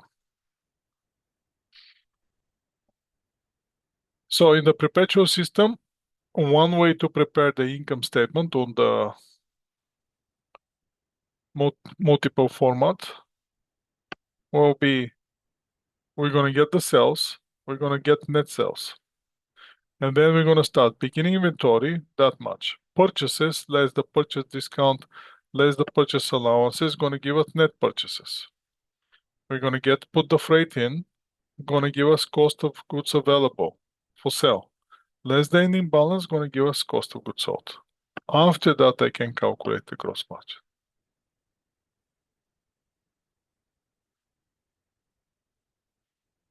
Which brings us at the end of the period what we have to adjust and what we have to close. So for the adjustments, again, the only adjustments that we're going to do is to bring the ending inventory balance on the books to be equal to the ending inventory balance which we already count. Now for the periodic system, as you see, when we start purchasing, we're creating new accounts. We're creating purchases, which have debit balance. We have purchase return allowance, which is contra account, which is credit balance. Purchase discounts, contra account with credit balance. Freight in, debit balance. The other thing that we have to do is we have to adjust the inventory to remove the beginning balance of the inventory and to add the ending inventory, but that's going to happen on the closing entries. So since we create all those accounts, purchase return allowance, purchase discount, freight in, we have to close all those accounts. Plus, we have to close the beginning inventory and open the ending inventory for the inventory account to adjust to the actual ending balance which we counted. So for the closing entries, first we're going to start with closing the revenue, which is on the credit side. Now, purchase return allowance and purchase discount also gonna have credit balance, so we're gonna close those one in the number one entry altogether with the revenue. Second, we're gonna close the expense accounts, which expense accounts have the debit balance. Plus, we're gonna close the sales return and allowances and sales discount if we have anything on the debit side as well, plus the freight in. Once we close all those accounts, we're gonna credit the beginning balance of the inventory and debit income summary to close the beginning balance of the inventory. Then we're gonna open the inventory by debiting the ending inventory balance and creating the income summary. After that, we're gonna check what's happened with the income summary account, and we're gonna close that account into the capital. Withdraws, that's in the capital. So we have two new entries. So we're gonna have 1, 2, 3. Then we're gonna have 5, 6. And number 7 will be the closing the income summary into the capital. Because we're adding closing the beginning balance, entering the ending balance on the inventory. That will be 3 and 4. And this will be 5 and that will be 6. We're gonna practice those one next time. So don't be scared. This is on the theory part. Next time we're gonna practice those. So if we have to prepare the merchandise and financial statements under the periodic, what we're gonna see? We're gonna see this crazy calculation for the calculation of the cost of goods sold.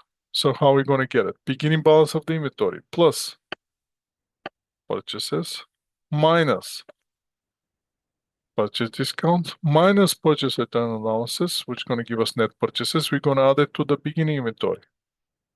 Plus the freight in is going to give us cost of goods available for sale. Once we deduct the ending balance, which we count, we're going to get gross margin. Then we're going to deduct the operating expenses and any other expenses, and we're going to come up with the net income. Net income is going to flow to the statement of owner's equity. We already know that. There will be no changes in that one. And once we finish with the statement of owner's equity, we're going to move to the balance sheet. Amount of the capital is going to move to the balance sheet of the equity section there. On the asset side, we're going to spread it by the current assets, property, plant, and equipment, which is the long-term assets. And we're going to see here only one account inventory. We're not going to see any purchases, purchase discounts, purchase return on allowances, and freight in. All those accounts are closed at the end of the period. So the only account has to stay is the inventory. And then we're going to have current liability, long-term liability. Once we move the equity, everything should be balanced. So in comparison, we already saw on the Excel spreadsheet a little comparison, but let's remind ourselves a little bit again. On the perpetual, for the purchases, we're using only and only inventory account. So at the end of the period, we don't have to worry about closing anything because it's already been inventory, it's already been updated. End of the story. However, in the periodic system, we're going to use separate accounts. One is the purchase.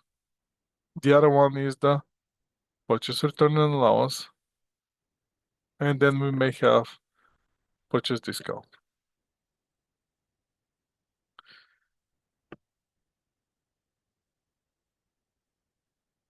So since we're not doing cost of goods sold on the periodic system, we're going to do adjusting entries at the end of the period to adjust for that. And then we start working on the closing entries. First, we're going to close the income summary, inventory. We're going to close it. Inventory, going to open it. And all the purchases going to go to the income summary. And that's how we're going to update the income summary account and that's how we're gonna get the effect of the cost of goods sold. Again, on the periodic system, there's no journal entry for the cost of goods sold.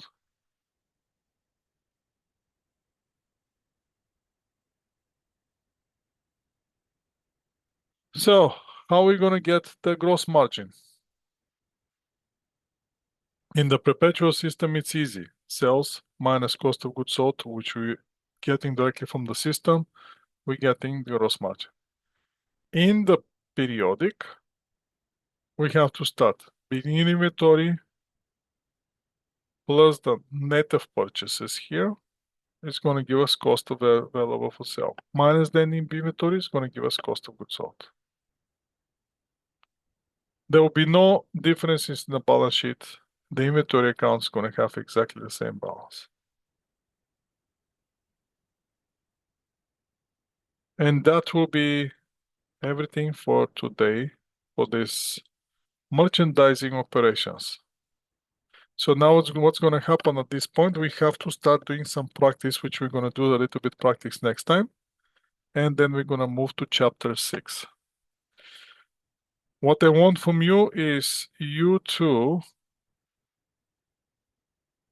yes, chapter 5 is a little bit hard and confusing. So for that reason, we're going to spend next time a little time to go over to the journal entries. Once we go to the journal entries, you're going to see with the examples. Right now, you have examples where you have the examples on Blackboard.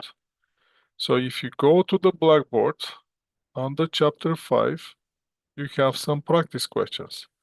I'm not sure if you check the Blackboard.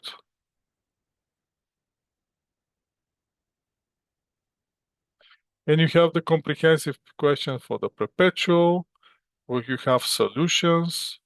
We have the closing entries for the periodic with the solutions. Already prepare some, actually not some, a lot of materials for you. And next time, we're going to go over some of the questions here for the perpetual and periodic because I want you to be equally comfortable with both methods. If I have to choose one to test it, I would choose periodic system because the periodic system gives me more opportunities you to make a mistakes. So for that reason, the periodic system is going to be to some extent tested.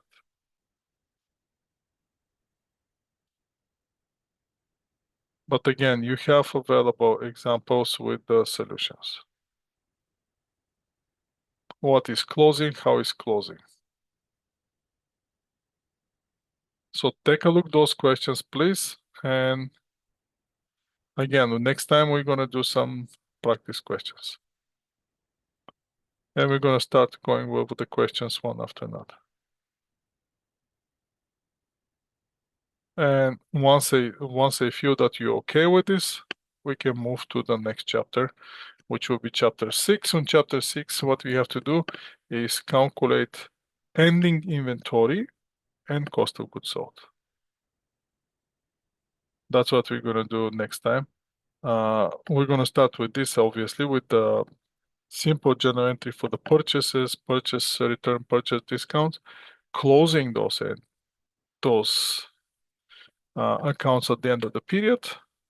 And then we're going to move to calculation only of the ending balance and cost of goods sold. One thing that I want to be comfortable with is, let's do this practice once I have you here now. Let me share my screen with T account. I need a T account. But let me share my screen first.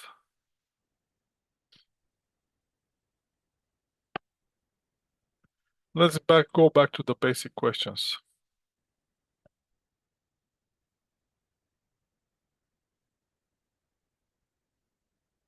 If this is your T account, not this.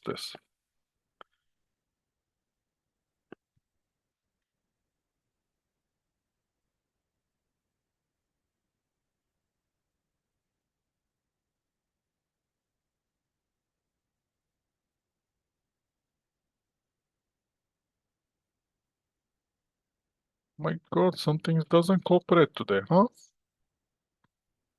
Let's go here. If this is your T account, which is normal balance is debit, means inventory account, asset account, and this is your ending balance.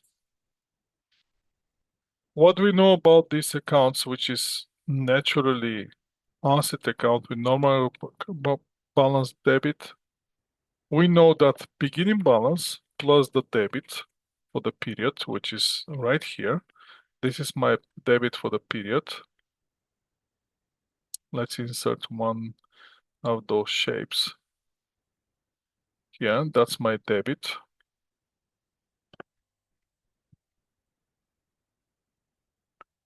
And my credit, it's gonna be insert shapes right here. Let's insert the other shape, which is right here. That's my credit.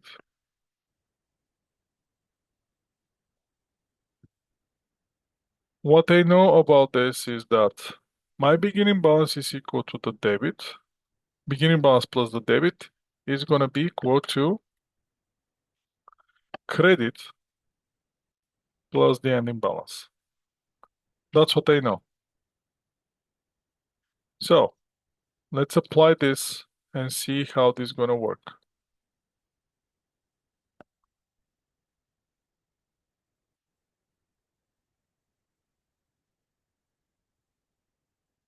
Imagine you have in your pocket $20.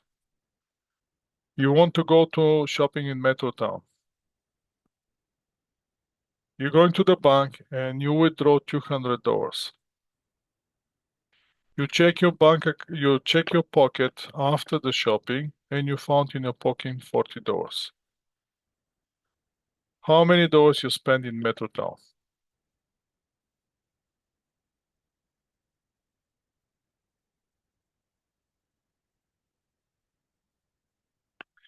Those will be the questions that we're gonna ask. Those will be the questions that we have to deal with the inventory, people.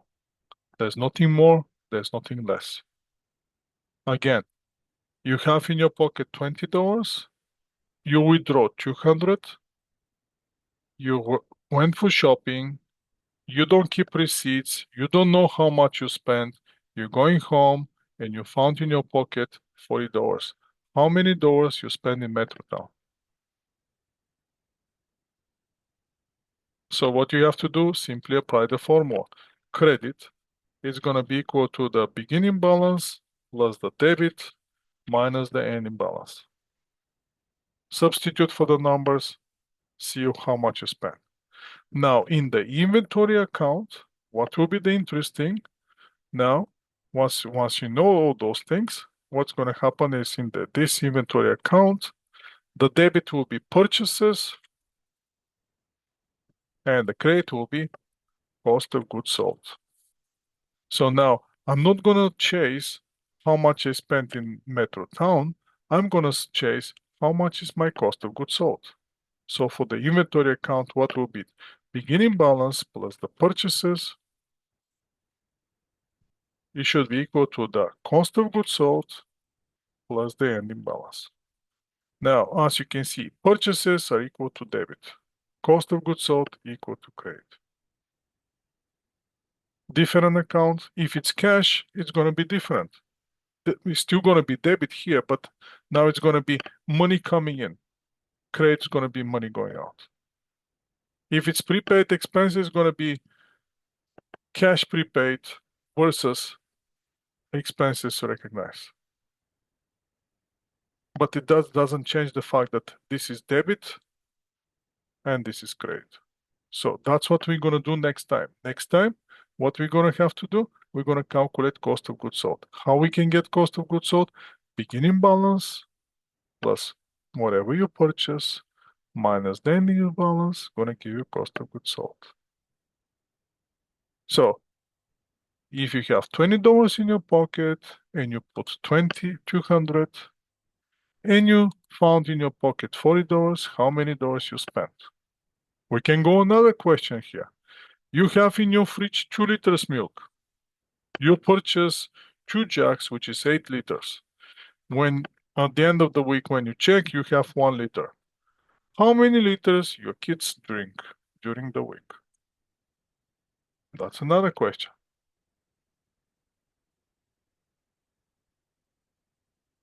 right?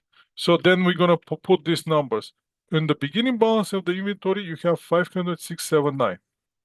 Then you purchase 1,578,452. And ending balance was 45,879. How much is the cost of goods sold? Well, there's no difference between 1 plus 8 minus 2 or 2 plus 8 minus 1. It's just numbers at the end of the day. Once you know that the beginning balance plus the purchases minus the ending balance is going to give you cost of goods sold, you're good. You don't have to do anything else. Now we can add other items here and we can deduct other items here, but that doesn't change the fact that beginning balance plus all the debits minus all the credits is going to give you the ending balance, right? That's how complex the accounting questions are. The only thing that changes is the numbers. And the funny part is once you see big numbers, you say, oh, that's so difficult. No, it's not. It's exactly the same when you have $10 in your pocket and you withdraw $100 and you went home and you found $5. How many dollars did you spend?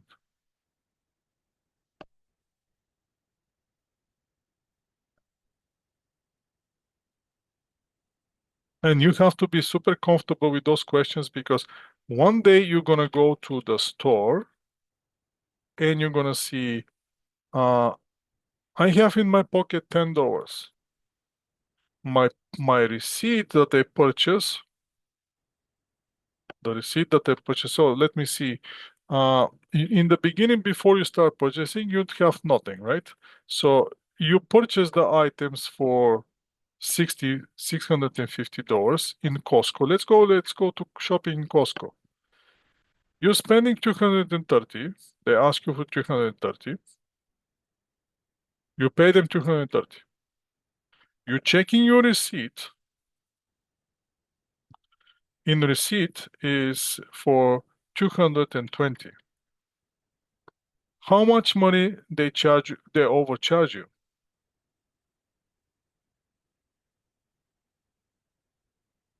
That's another question that you may have. There's so many questions with this accounting. Or how many, or you're thinking that you have to pay $210, rough estimates in your head. When you go to the cashier, they charge you 350. How much more than what you're estimating you're paying? 140. That's a lot. So what you have to do? Check the receipt and see, is there any items which is double mark on my receipt? Because if you don't check your item here, you're gonna end up with no cash at all. Watch the movie. I want you to watch the movie. Uh, what was that? Family Man. The Family Man with Nicolas Cage. It's the other actor's second, I don't remember, but that's a Christmas movie, Family Man. And pay attention at the end of the movie. No, it wasn't there. Yeah, it was at the end of the movie actually. When the girl went to the him and the girl gave him $10, she purchased item for she gave him a $10. So how it's gonna be here on this one? She made the purchase for 10. No, she made the purchase for $9.50, and she gave him $9.50. She gave him $10, and he gave her $15 change.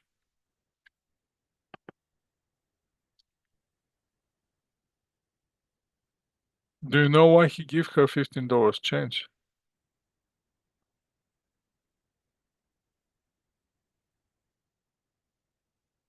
Because he was testing her. That was a test. Sometimes, sometimes I'm testing my students too. Certain students, not everybody, just to let you know. Sometimes I'm purposely testing students. And it's very interesting. The test that I'm doing is, for example, on the paper, when I'm giving the papers, when we're taking the paper exam, I'm purposely, on my calculation, when I'm calculating the marks, right? All the marks are transponded correctly, but in my calculation, I purposely make mistake with 5 marks. I'm giving you 5 marks more.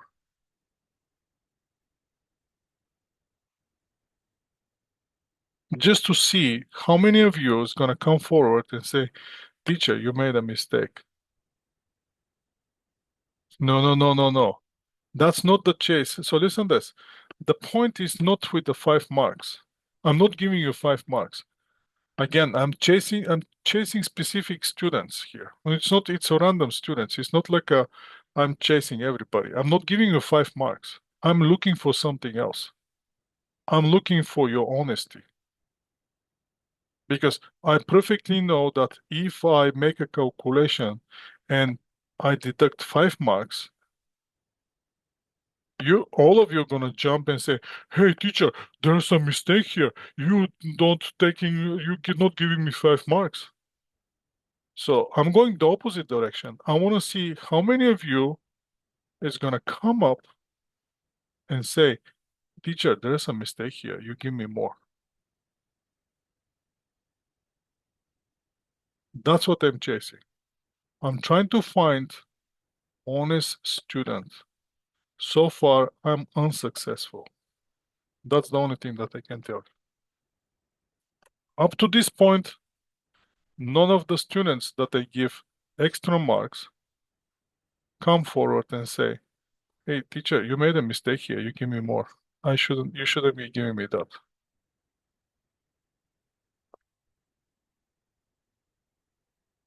Why I'm doing this? Because I'm looking for sometimes some employers asking me for, hey, do you have um, good students to recommend me? I'm looking for a certain person. So one of the things that the employers looking is to pay attention to details first and to be honest. Some of you are really paying attention to details, but the second component sometimes is missing. That's what I'm looking for. The other thing that I want to suggest you is watch this movie Draft Day and pay attention to one moment of the movie about the quarterback that they was about to select of number one pick, number one. There was one guy, and there was a very, very interesting, very test that the coach is doing before they draft person. So what they actually did is very interesting. Okay, I'm gonna spill out the beans. So if you don't want to watch the movie, don't watch the movie. But they saying this for the kids, which are prospective number one draft. What they're doing is in the quarterback, they send them a playbook, which playbook gives you all the plays, so they can watch it because they're going to select them for to want to see if they're good as a quarterback or not. So give them the playbook and with the certain plays, and at the end of the book with all the plays, they put $100. Now, what they're chasing is two things. First, are they gonna go over all the plays till the end and to see $100? And second, if they see the $100, would they step forward and bring the money back? Do you understand this? Everything is test. So uh, that's what I'm trying to let you know that everything is test, people. So what they found out is most of the kids they don't even knew that there was $100. What that means that they never opened the books all the way to the end. There was this guy who was number one, but now you have to watch the movie to see the actual situation there. And then there was this guy who actually tell them, no, he uh, he get the book and he sent them a letter. And in the letter, they found $100 bill, and on the letter says, "Save it until I win the championship for you. Then give it to me." But now you have to watch the movie and pay attention to details.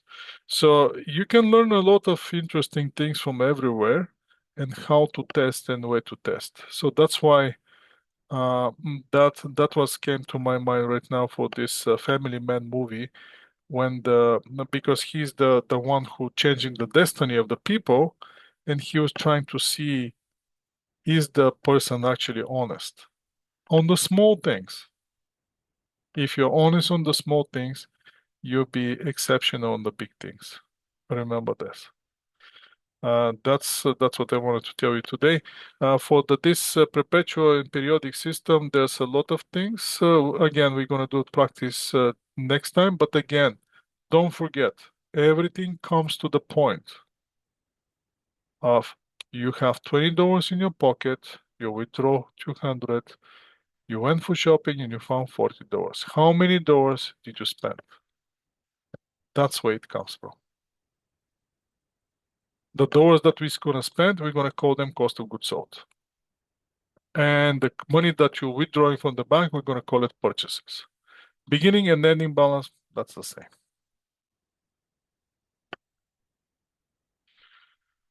Questions?